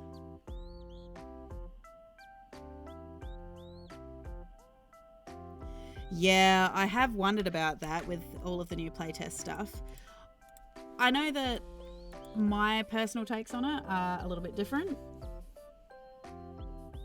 Yeah, pretty much, Swinner, pretty much. I simultaneously... It took me a little bit to get my head around how I felt about the new rules, just because obviously there is a lot of different takes on the new rules and what they are. But in the reality of it, for me, I kind of ended up realizing that a lot of them aren't even going to really affect me just because of the way that I run my games. Yeah, that's exactly it. So, and initially when the rules came out, like a lot of these new rules came out and things like this, I got really, really upset about them just because it seemed like a lot of it was building up the opportunity for the players to be these massively overpowered powerhouses, but then there was no real additional, like, all I could think of as, like, as a DM, like, I do all these, it's not just the encounters and things like this, like, obviously I'm doing all these custom maps, I'm doing, like, I find doing menus, like really in-depth menus for the taverns and things like this to be really important. So, what we're starting to see is Wizards of the Coast have announced that they are going to, well, I believe we're in the playtest of D&D 1. They're not going to do really any additions and new additions anymore. We're going to be playing with this. And so they are putting a few different erratas out, trying out different rules and things like this, just seeing what players are liking, what people are responding to. But some of these rules obviously have really, yeah. And obviously there have been some controversies as well about certain player species and races and stuff that have come out and stuff like that they have obviously changed. I think, yeah, they bandied about some ideas, I think, about Nat 1s being automatic failures and Nat 20s being automatic successes, yada, yada, yada, yada. I know that there were a few people that disliked some of that. Like, in the end, I just stopped reading because I think it's just a case of we'll just have to wait and see. Mainly because, as I said, in the end, I realized a lot of these rules wouldn't apply to me because I homebrew, well, Nat 1s are critical fails. Yeah, I think they've slightly changed potential. Well, I say change the rules. They haven't changed the rules yet. They're putting them out there for playtest. I don't want to misinform anyone. But yeah, I realized a lot of these rules aren't going to affect me because of the way that I run my game and the way that I make my rulings anyway. As I said, I'm a very I'm a very roleplay based DM, and so because of that, a lot of these mechanical changes and stuff like this, if they come into play, they come into play. It's more, yeah, you tweak rules to suit your game and things like that. And I mean, I'm already creating these huge maps and everything. Really, Edwin, what was one of your, what was the one nitpick that grabbed your attention that you didn't like? Because, yeah, I will say this just from my personal thing, and this is way back from Tasha's. I don't agree with, for my tables, not having letting people place their ability score modifiers, as in their racial modifiers, where they like. Just because I do like the aspect of there being species-based genetics involved in, you know, and because, like I said, roleplay heavy, I find that I don't see what is wrong with, if you want your character to be, for example, an intelligent orc who's like a wizard, play it. Put your stats where you would like them to be. Now, some of this does come into play that I get my players to roll for their stats. I know that that's not everyone's favourite thing to do or personal cup of tea. And depending on the game, they can roll 4d6 D1 or 5d6 D2. So they end up with like hero stats. And the extra caveat that I have put in is they have to have a minimum of, I think, 71. So, yeah. But I do put a limitation on how low they can roll, because I would still like everybody to at least baseline have that 71 points. So no one feels like they're going to be heavily handicapped if they rolled really, really bad. And, you know, I play a Grung character on Wednesday night. She has 6 intelligence. I rolled a 6. It was abysmal. I rolled a 6 and a 10, and, you know, there were a couple of other things that I rolled, but, you know, she's not great in terms of her intelligence. But the wonderful part about that is I put the 6 in intelligence. I made intelligence my dump stat, and it has meant that she has done some things that, like the near death of the barbarian of our group and things like this. I accidentally set him on fire while we were fighting a scarecrow. It was a thing. But it's because she, you know, reacts without thinking. And, you know, yeah. I mean, it comes down to the heavy viewpoint that I myself and the group of people that I play with really emphasize over and over. At the end of the day, we are all grown-ass adults who have gotten together to play a game of make-believe. It is just a game. It is not more important than your mental health. It is not more important than your physical health. And, like, it is one thing to not have fun as a character, but it's a completely different thing to walk away from the table not having fun. And it is okay to have bad days, you know? You know, because at the end of the day, it's just a game. If you cannot do crazy things in a make-believe game, when can you do them?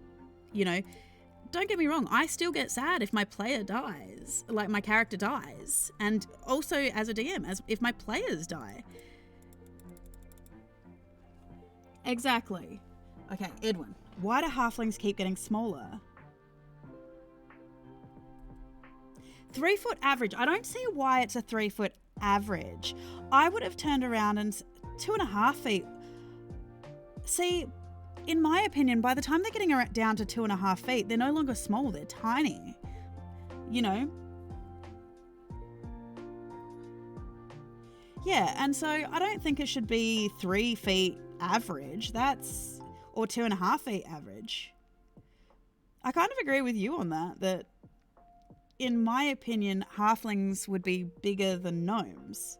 But that is also my opinion on the fact, like, obviously the very anglicized fairy version of a gnome. They're, in my opinion, a small creature.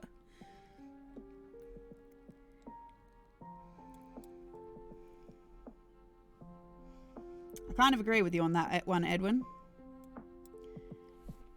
Explain to me why it is smaller. Well, the thing that I don't understand about that either, and this is the thing that I've never understood.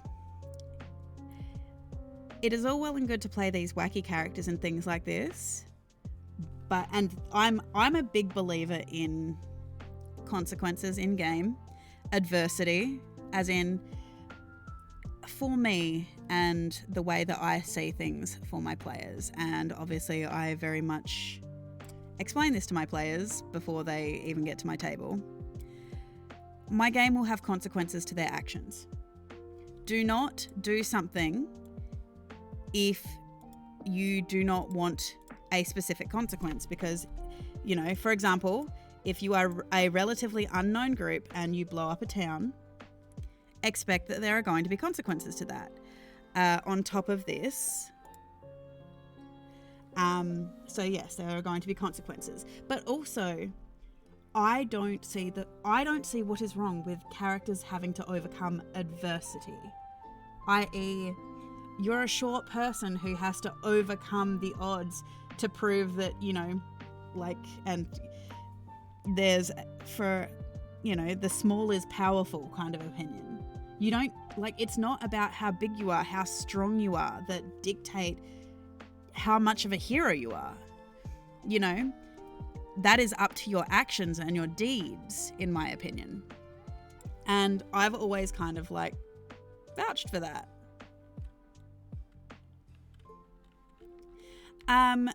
I let my player come to me with their backstory. Obviously, it is very clear that I am happy to talk to them about the character that they have, where their character is likely to come from. Generally, I've had players come to me with ideas that they have for characters, or they're like, oh, I'm thinking about doing this. I actually get more inspired when a person comes to me with a concept. And the way that I tend to write, for my players is I try to write my world lore loosely enough that their stories can shine how they want to tell their story. However, there are caveats that I do put in place. For example, if something just will not work with the world because it just doesn't fit with the setting or whatever, obviously I say, well, no, we can't do this, and then try to find a way around to make it work so that their character still feels the same to them without being that expectation. Otherwise, I let them write the stories they want to write, and I make it fit, my world fit them in it, because, I mean, their character is a person in the world. You know, the biggest thing is it just has to fit the world lore. It just has to fit what's going on in the world. And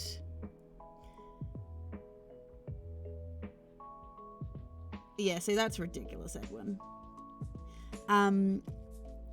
But yeah, Spinner, I also have a questionnaire that I give to my players before they even start their character. When I get a player into my game, I give them obviously access to their sheet. I get them to roll for their stats. But then I give them, I think it's like I want to say a 40 question questionnaire. And I know that sounds daunting, but it's just things that you would write in a backstory anyway, that keeps it all like succinct. And this is something I do for my own characters when I play a character as well. But it's things like, what is your name? And it obviously your character's name and how you pronounce their name.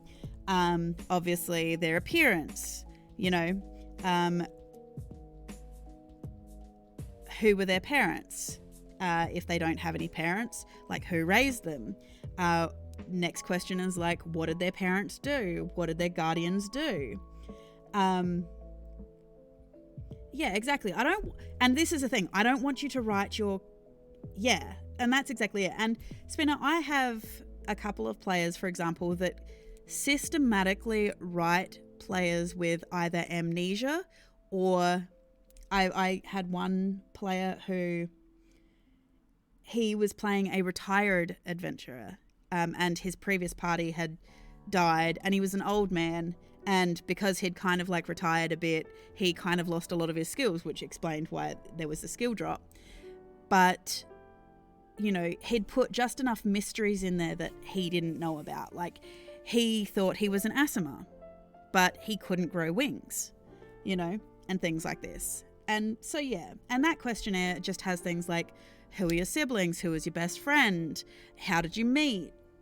And so rather than ask, and don't get me wrong, I'd like you, at the end of this, the very last question is like, write me minimum 2-paragraph backstory about how this all ties together. Because obviously if you want to play, you know, this multi-classed character, I want the character build to make sense, not just, oh, I took these classes because this is how systematically this would work best to get this. No, you have to have the backstory to back that up if you're going to go rogue, fighter, whatever.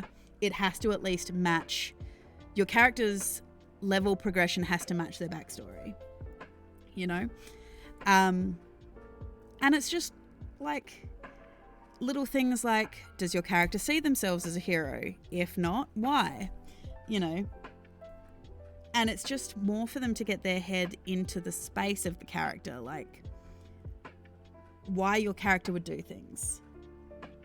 Yeah, Bard Paladin. Like, exactly. And I'm like, Barbarian Paladin, yep, all for it. I just want to know how and why that happened. You know? We had one of my players I had that was in the second era of this world. He started out as a Tortle Tranquility Monk, and partway through the campaign he took levels in Wild Soul Barbarian, with the end goal being complete balance by the end of the campaign. So his character was going to, in the end, have 10 levels in Barbarian and 10 levels in Monk. And the point was not perfect order, not perfect discipline, you know, and having this nice place in between of just, it is important to balance duty with pleasure and all this kind of stuff. So, yeah.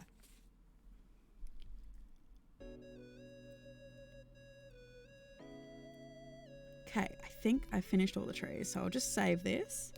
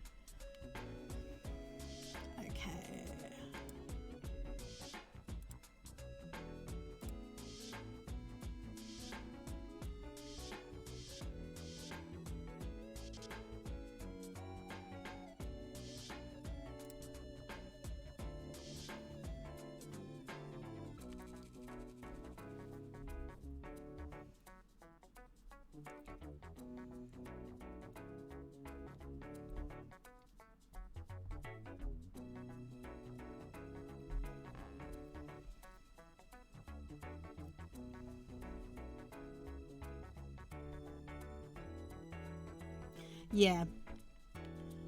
See, I like that. And it gives you a really good place for it to start as well.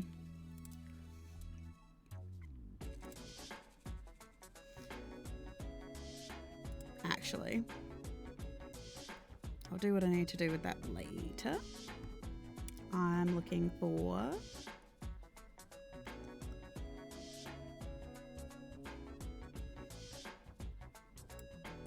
looking for the next map. Problem is that they take a while to load.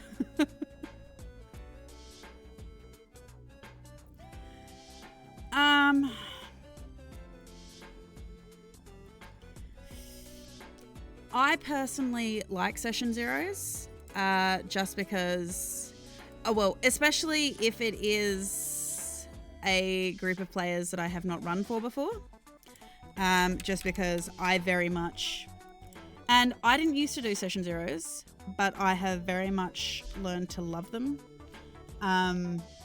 just because it sets expectations. It allows me to tell my players what I plan to do, how I run, just because I have had a couple of really bad experiences where player expectation has not, like, the way that I have run has not satisfied player expectation, or, you know, my world lore is too much for them, or, you know, so I just like to set that so that we're all on the same page. So personally, I didn't used to think that they were important until I clearly now have learned to appreciate them.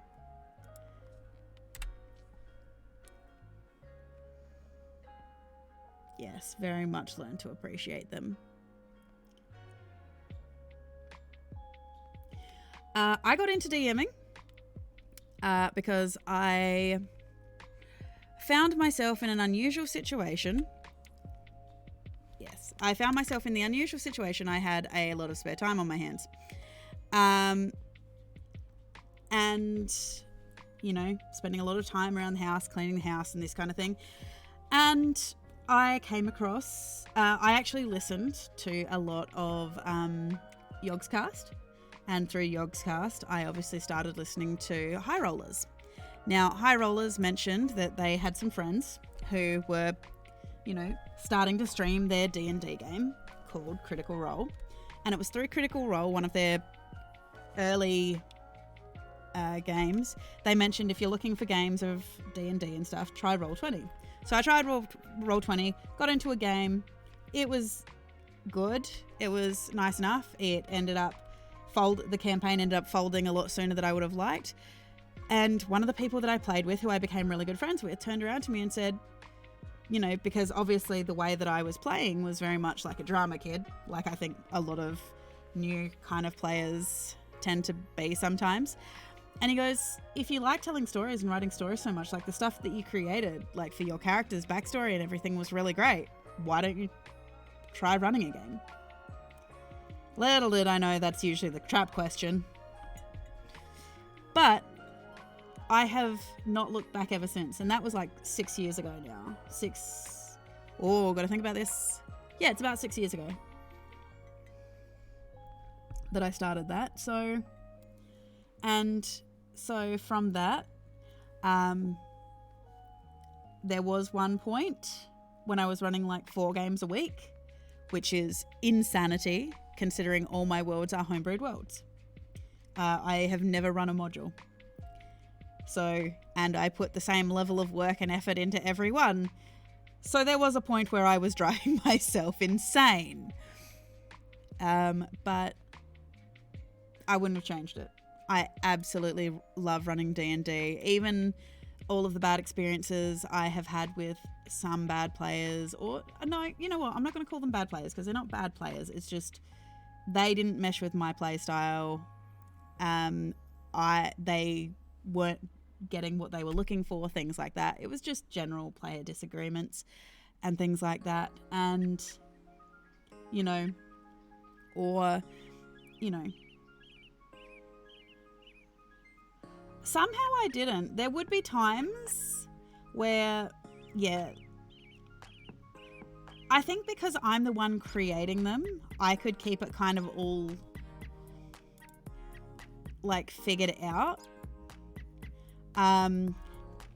However, every now and then it would happen. I'm like, oh, did this happen then? But no, usually the groups were different enough that I could remember who was doing what. So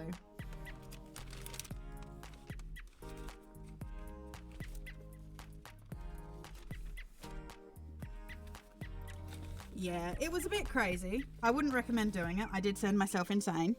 It did help that one of the groups I just didn't plan for, though. I just couldn't plan for them. We called them the Chaos Crew, and chaos is legitimately what they did. But it wasn't like malicious chaos. It wasn't murder hobo chaos. It was legitimately like they went to a town and there was a vigilante there, you know, instilling vigilante justice. And they were fine with that. They were fine helping this vigilante. But when they actually finally met them and they seemed, you know, to be a bit of a dick, they decided that hubris needed to be repaid.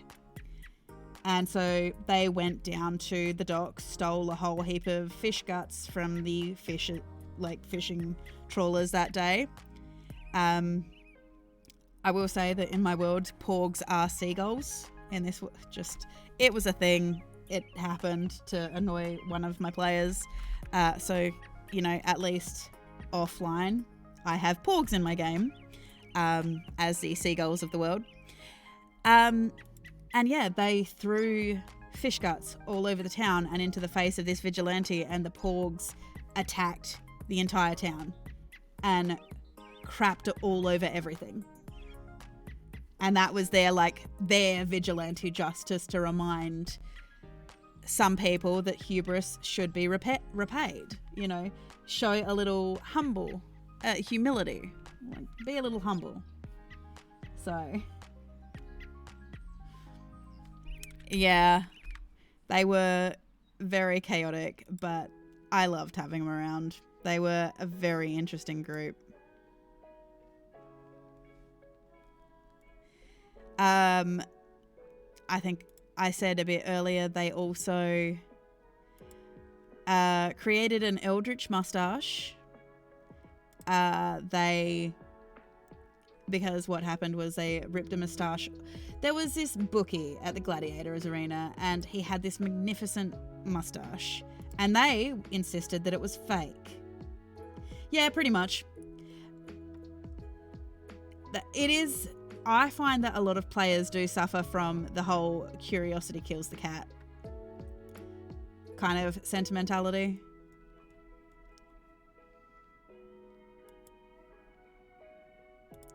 Even if they don't try to break it, to be honest, they may not go out trying to break it, but they still do.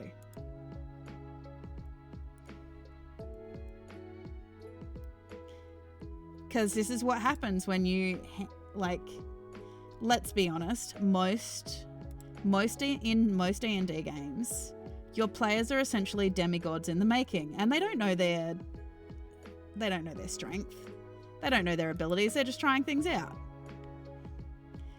Yeah, exactly. And I think that is absolutely hilarious. But this particular player didn't like the porgs because they just didn't see the point of the cute things that were clearly just in it to sell plushies. Well, obviously not just in it to sell plushies, but because obviously they actually had a purpose.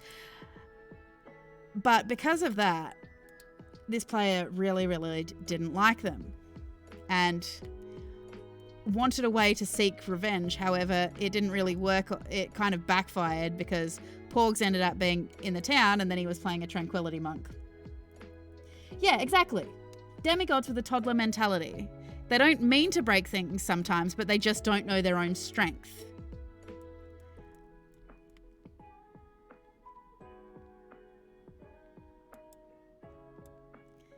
Yeah, they don't know their own strength. They don't know. It's not that they don't know what they're doing. They just don't know their own strength. They have to poke the thing. They have to touch the thing. They can't leave well enough alone. They are the kids that push the red button because they want to push the red button.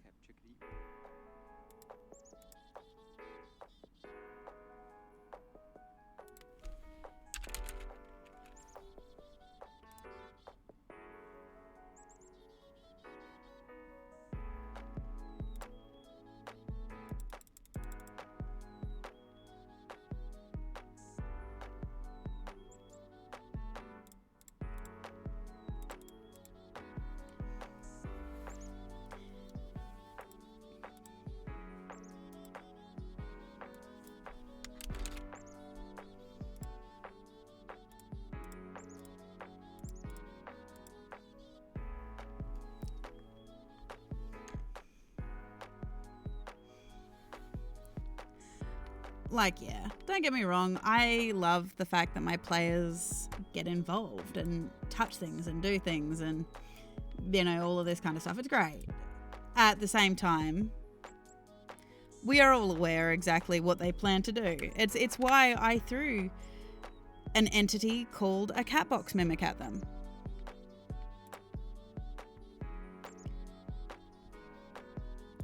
Because they legitimately could not help themselves. There was a meowing cat in a box in an alleyway.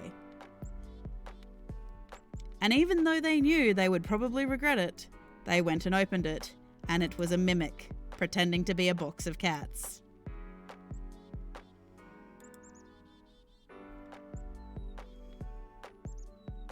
Yes. And it went perfectly.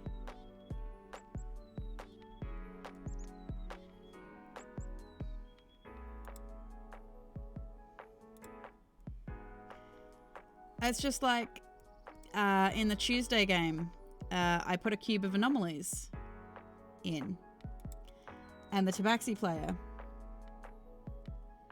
Well, that's it. You don't. It's the Schrodinger's Catbox Mimic. Cat could be alive. Cat could be dead. You don't know unless you open it. But yes, the Tabaxi of the group last session, in the last few sessions, they were in a Wizard's Tower doing a kind of, you know, just a kind of a bit quest kind of thing. And there was a cube of anomalies in one of the rooms, which has like all these glowing surfaces on it. And he went and touched all the surfaces like Simon Says, thus activating it. They almost died to that. Cube of anomalies, man. They are fun, but they are dangerous.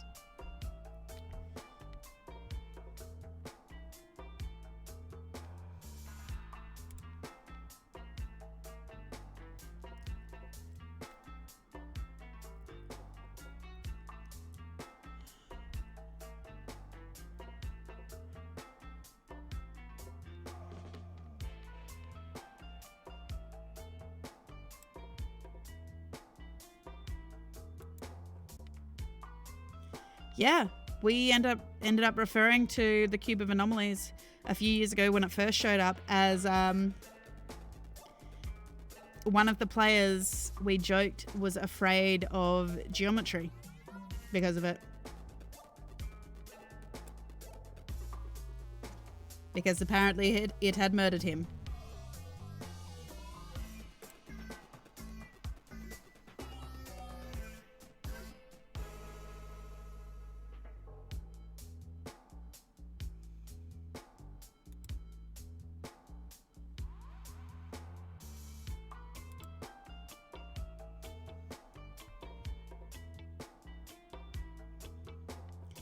That's something I love as too. You can experiment with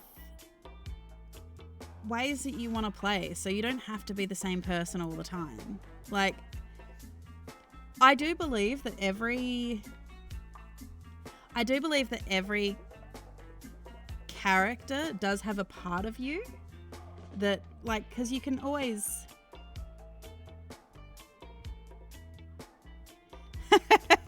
That's brilliant. I like that. But yeah, no, I like the fact that you can...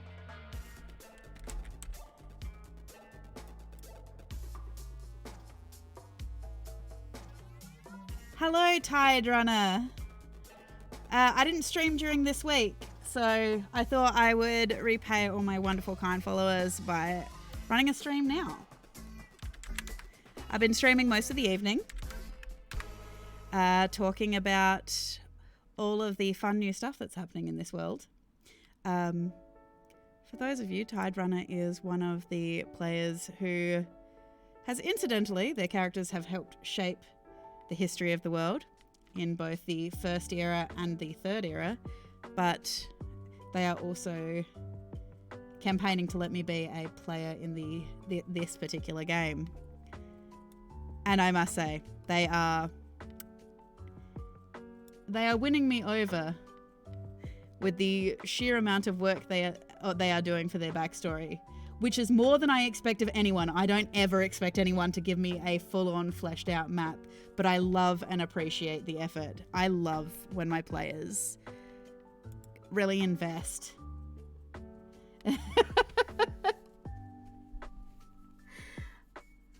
Well, that's what makes it fun for me as the DM, watching my players fall in love and invest in a world that I've created for them. You know, stories I've and this is part of the reason why Spinner, I give them the questionnaire, is because I want to get to know their characters, because their characters are important. Like, the story can't happen without them.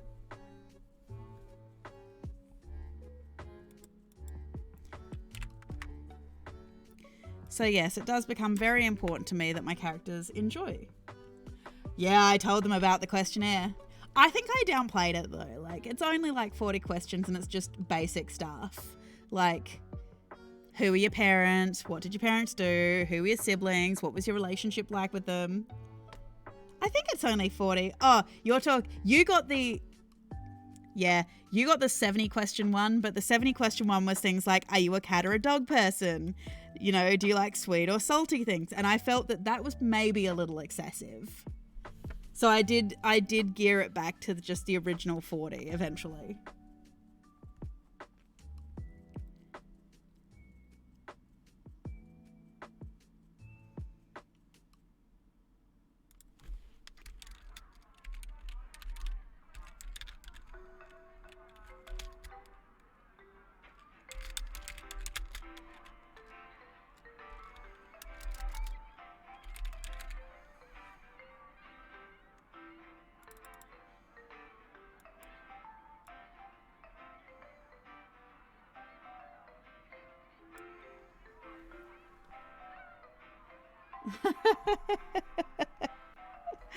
Well, I don't think it worked very well then, did it?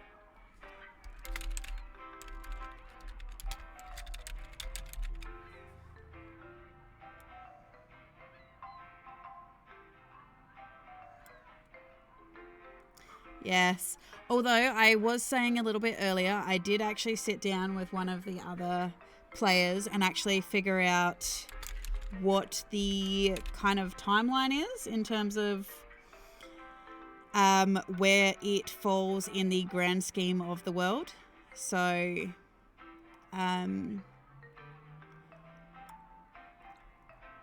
basically this campaign will take place about 1,000 years after the merge. So that's what we kind of figured out. Because I had to make sure that, you know, well, obviously some of my characters are going to be ridiculously old. You know, that had to give the dwarves and stuff time to, you know, move on. Well, I did originally think 500, but then I went, well, got to give the archdruids time to archdruid and stuff.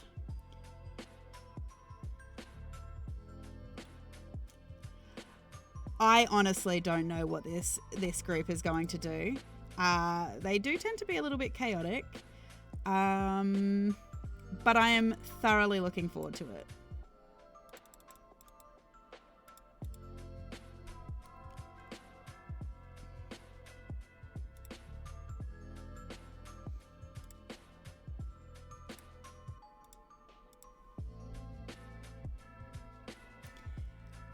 Well, that makes it that relationship even more special then, because it means that even if your first child had lived it, like your son or daughter had lived in your footsteps, it means that their children may have moved away from it, or your family had completely moved away from druidry and the like, and that's where, you know, great grandson comes in wanting to be just like grandpa.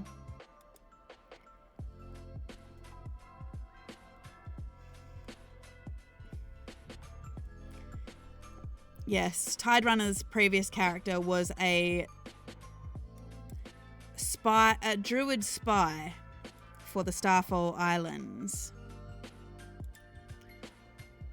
But then when they got to the LUS, they discovered it was Oh, it was okay. It wasn't what they thought it was. No, it was much worse.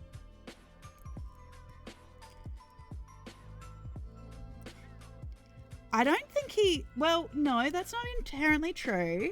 He was a healer, but I spent far too long doing a healing and alchemy document,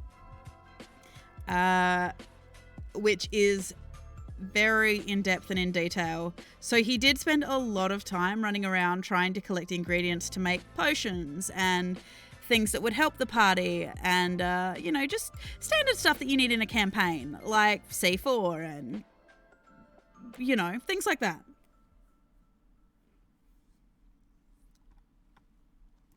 There was a few healing potions, but I feel like the C4 was and the fire clay was more prevalent. And there was that one time that you did blow up a cave system. So. Exactly. I think you were spending a good amount of time also, like, equipping the gunslinger as well with ammunition.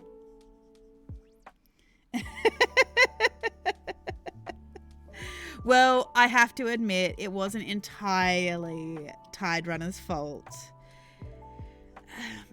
To his credit, Tide Runner did not realize that back in the olden days, miners used to leave the C4 in the mines. They didn't know that out of character. And his character wouldn't have known it in character too, because he was from a part of the world that didn't mine. So he wouldn't know that. So when he sent his owl that he had, who he had given a potion of fire breathing to, when he sent him into a mine in a mining town, it clearly blew up. It wasn't really Tide Runner's fault. Yeah, there you go. Fire breathing woodpecker.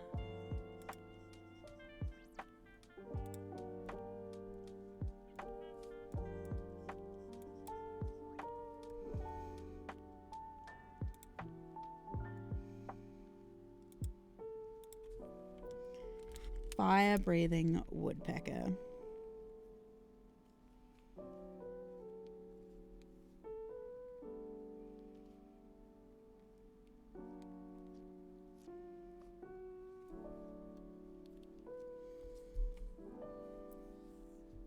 It was the woodpecker's fault. I mean, technically, yes.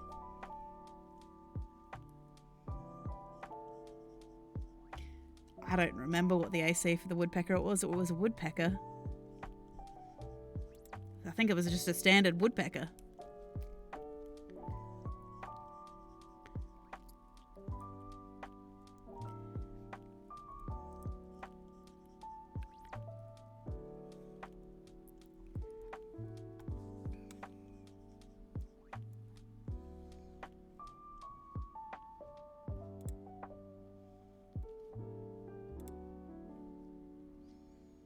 Yeah, something like that. I mean, you liked the Bulbasaur I gave you more. But you weren't willing to sacrifice the Bulbasaur to a fire-breathing potion.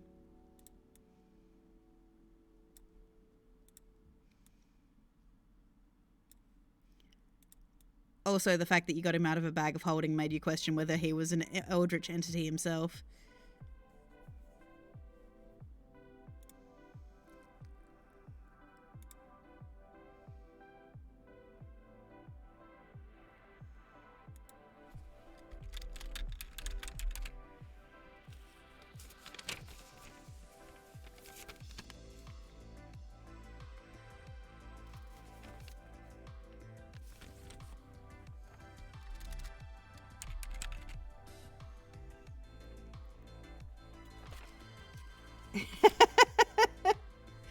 I mean, yeah, for some reason I put Pokemon in that game too. Unfortunately, with this one, you probably won't be able to have Pokemon with this one time around.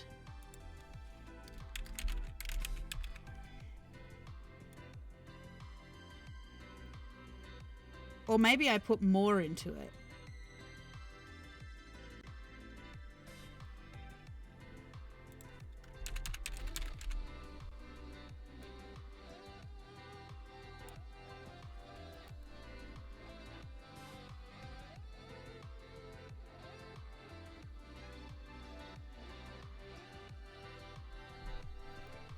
Yeah, that'd be fun too.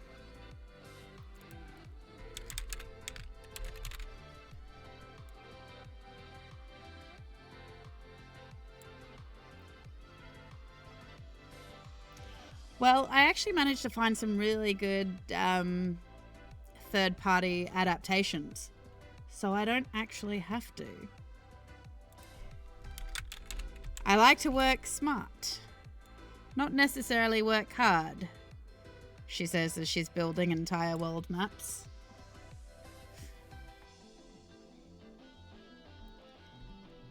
Yeah, it's more the point of I like the games to remain fun, and, you know,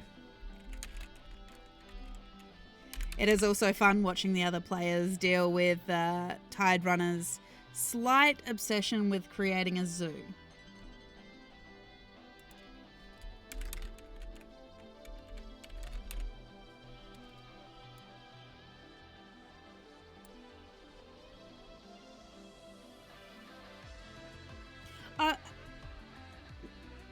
We've got Heliana's stuff. That will be available. There is also some stuff that I'm looking at and reading through to add from the Corpus Angelus and the Corpus Malicious as well.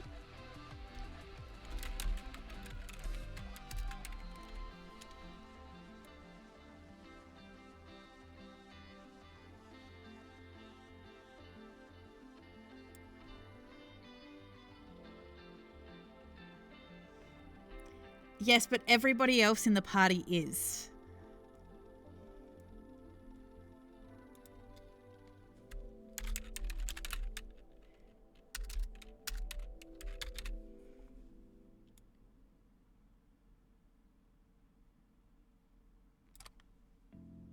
Yeah, that is a them problem, but it is also fun for me watching you try to bail a whole heap of Pokemon out.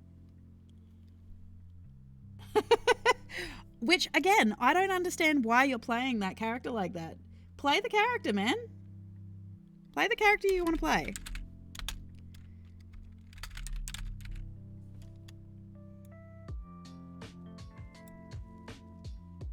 I've already told you that.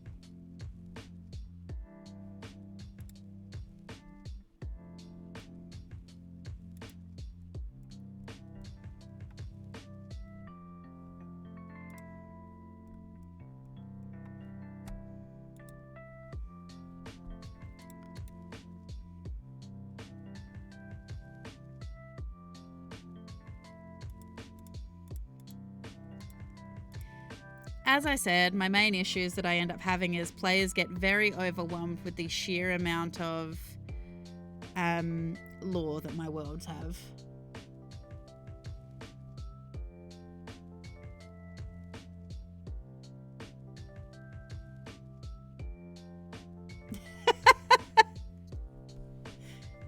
I mean, what is the DM but all the NPCs? It's kind of a thing you can't really get around, unfortunately.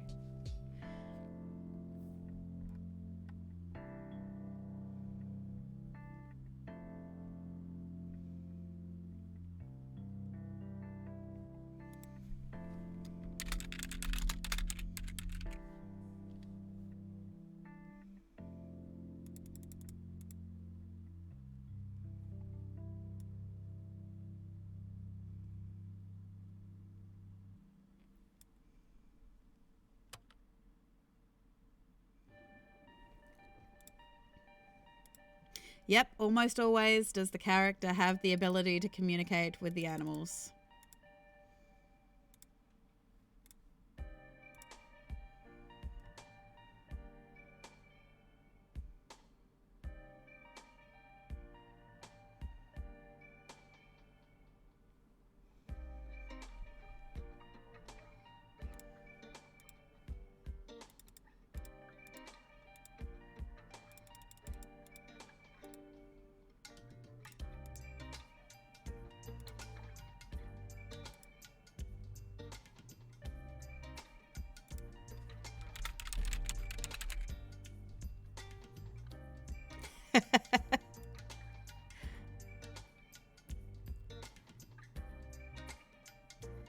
And besides, what animals have I given you recently?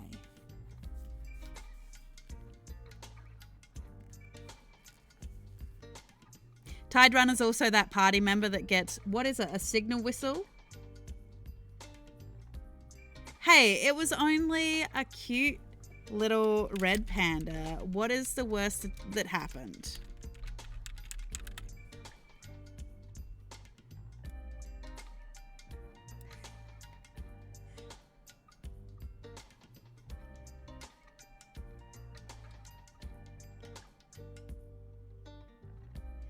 Exactly. Nobody expects the Spanish Inquisition.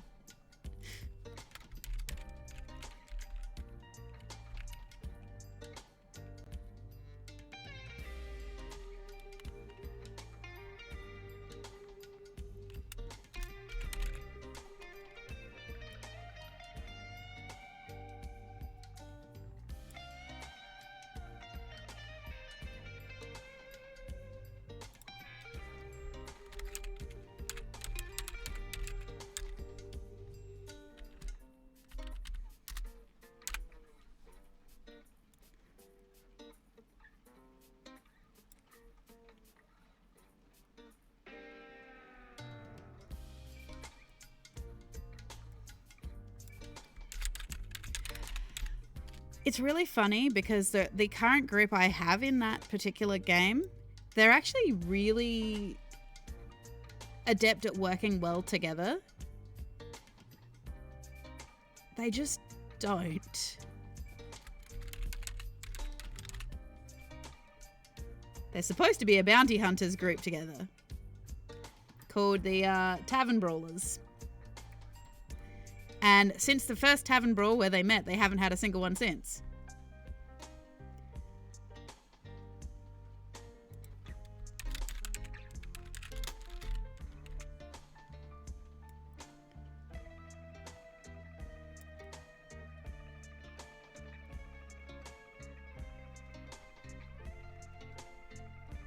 No, it makes the DM tear their hair out and go, why?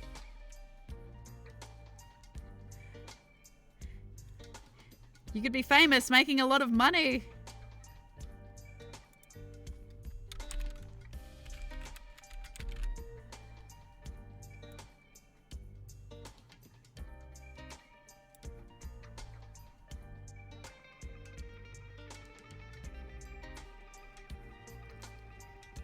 I mean, you are the ones that befriended that street kid.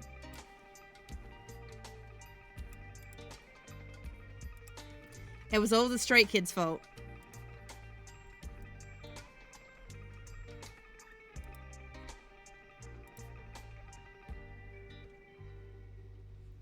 What can I say? He's a menace to society.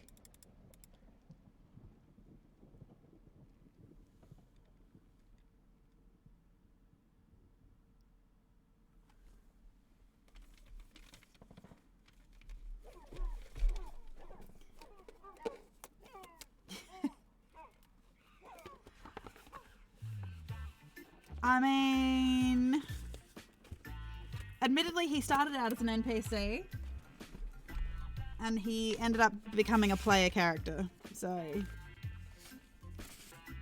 it's fine.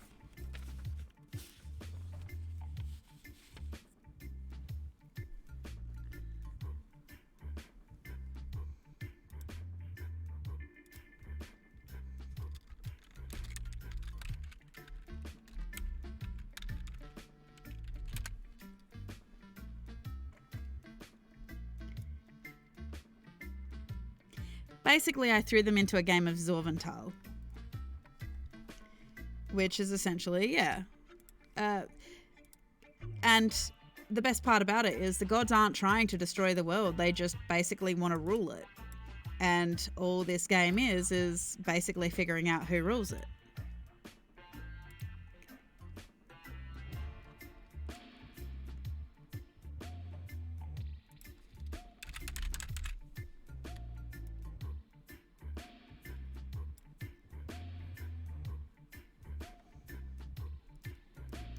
So there is the architect, who basically his power is creation. There is the executioner, whose power is over death. There is the oracle, who is the goddess of fate. And there is the... I should know this one. The emissary, who is basically the god of peace.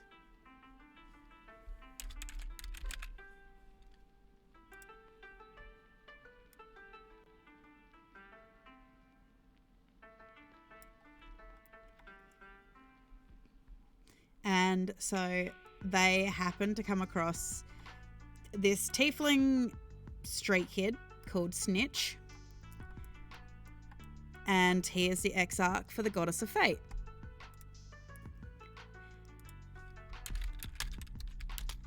And he basically hit them up going, hey, I would like you to work for me.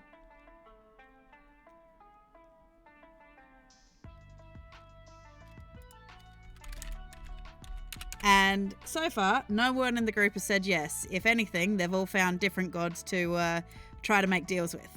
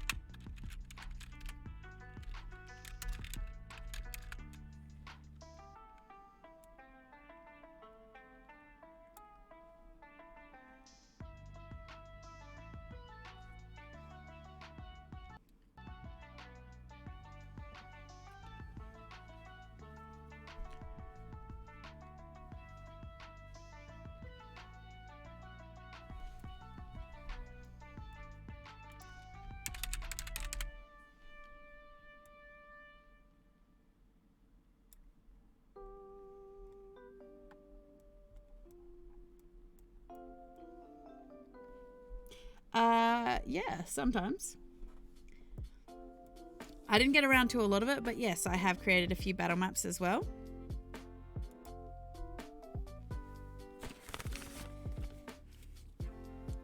As I've said though, it's really hard because my parties have a habit of, you know, talking their way out of fights.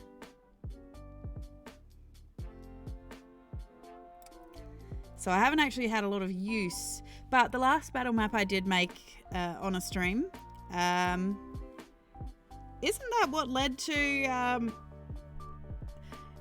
the mine being exploded? Yeah, it wasn't actually your fault. You were under the influence of the Sin of Wrath, if I remember correctly.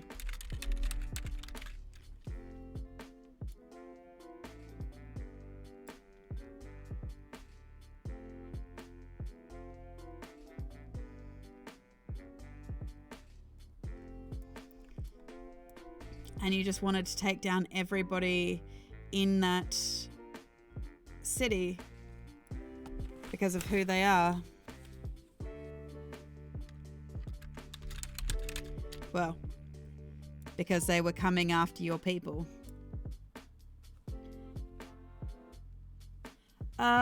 Yes, I do. I haven't got it ridiculously set up, but...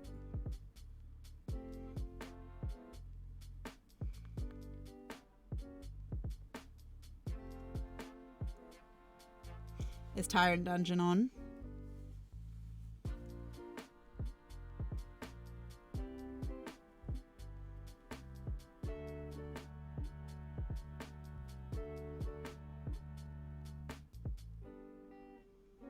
Oh yeah, totally did. Very much so.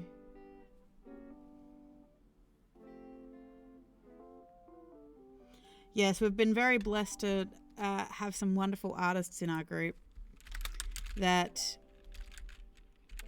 just get really inspired by things and like doing like warm-up sketches of stuff that happens in games and stuff like this. So yeah, they do some amazing work.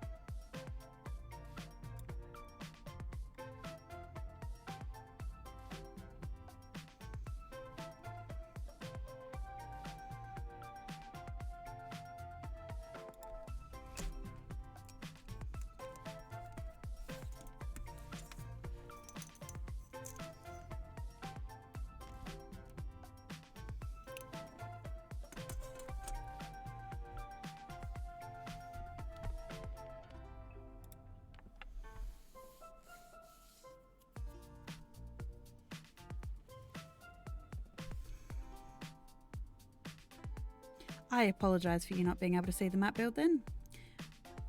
For that whole time.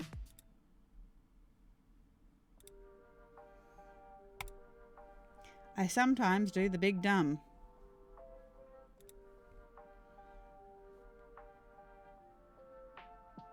Yeah, I did the big dumb for a little bit there.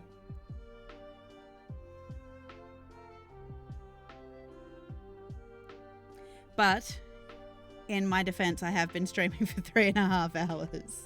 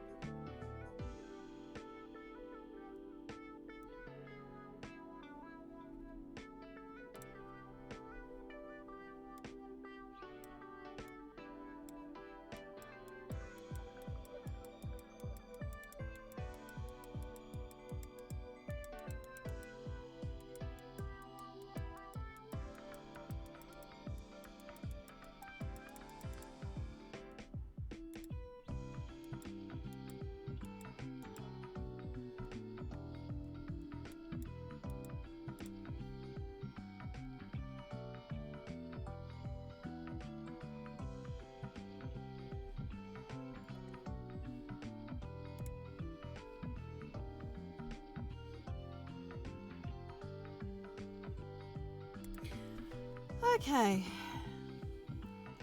I think that is me done for this evening. I have finished 1.5 maps. So realistically, next time we come in on Monday with more Boomeadow builds, we'll just get to put trees in. And then that will be 2 pieces done. So we'll have half a map done. I did more than I anticipated to, so, you know, I wanted to replace the fact that I hadn't streamed for a couple of days. So, but I will be back on Monday at 10:30 for a little more Boomeadow builds. We are slowly getting through Anthalamyr, which is the material plane. And once we have finished Anthalamyr, we will be working on Nethreg, which is the Hell plane. Thank you to everybody who showed up, who had a bit of a chat and everything like that. It's always wonderful to have you here. If you like what I do, please don't hesitate to follow and hit the notification button so you know when I'm streaming. If you miss my streams, however, because Twitch is now doing a really dumb thing where they delete them after 7 days, you can find them on my YouTube channel of the same name, Boomeadow. And normally, if I'm not going to stream, you will find updates on that on my Twitter as well, which is Barbarian Meadows. Otherwise, thank you again for showing up. It's been lovely talking to you all, and I will see you all on Monday. Have a wonderful rest of the day, night, wherever you may be. Bye.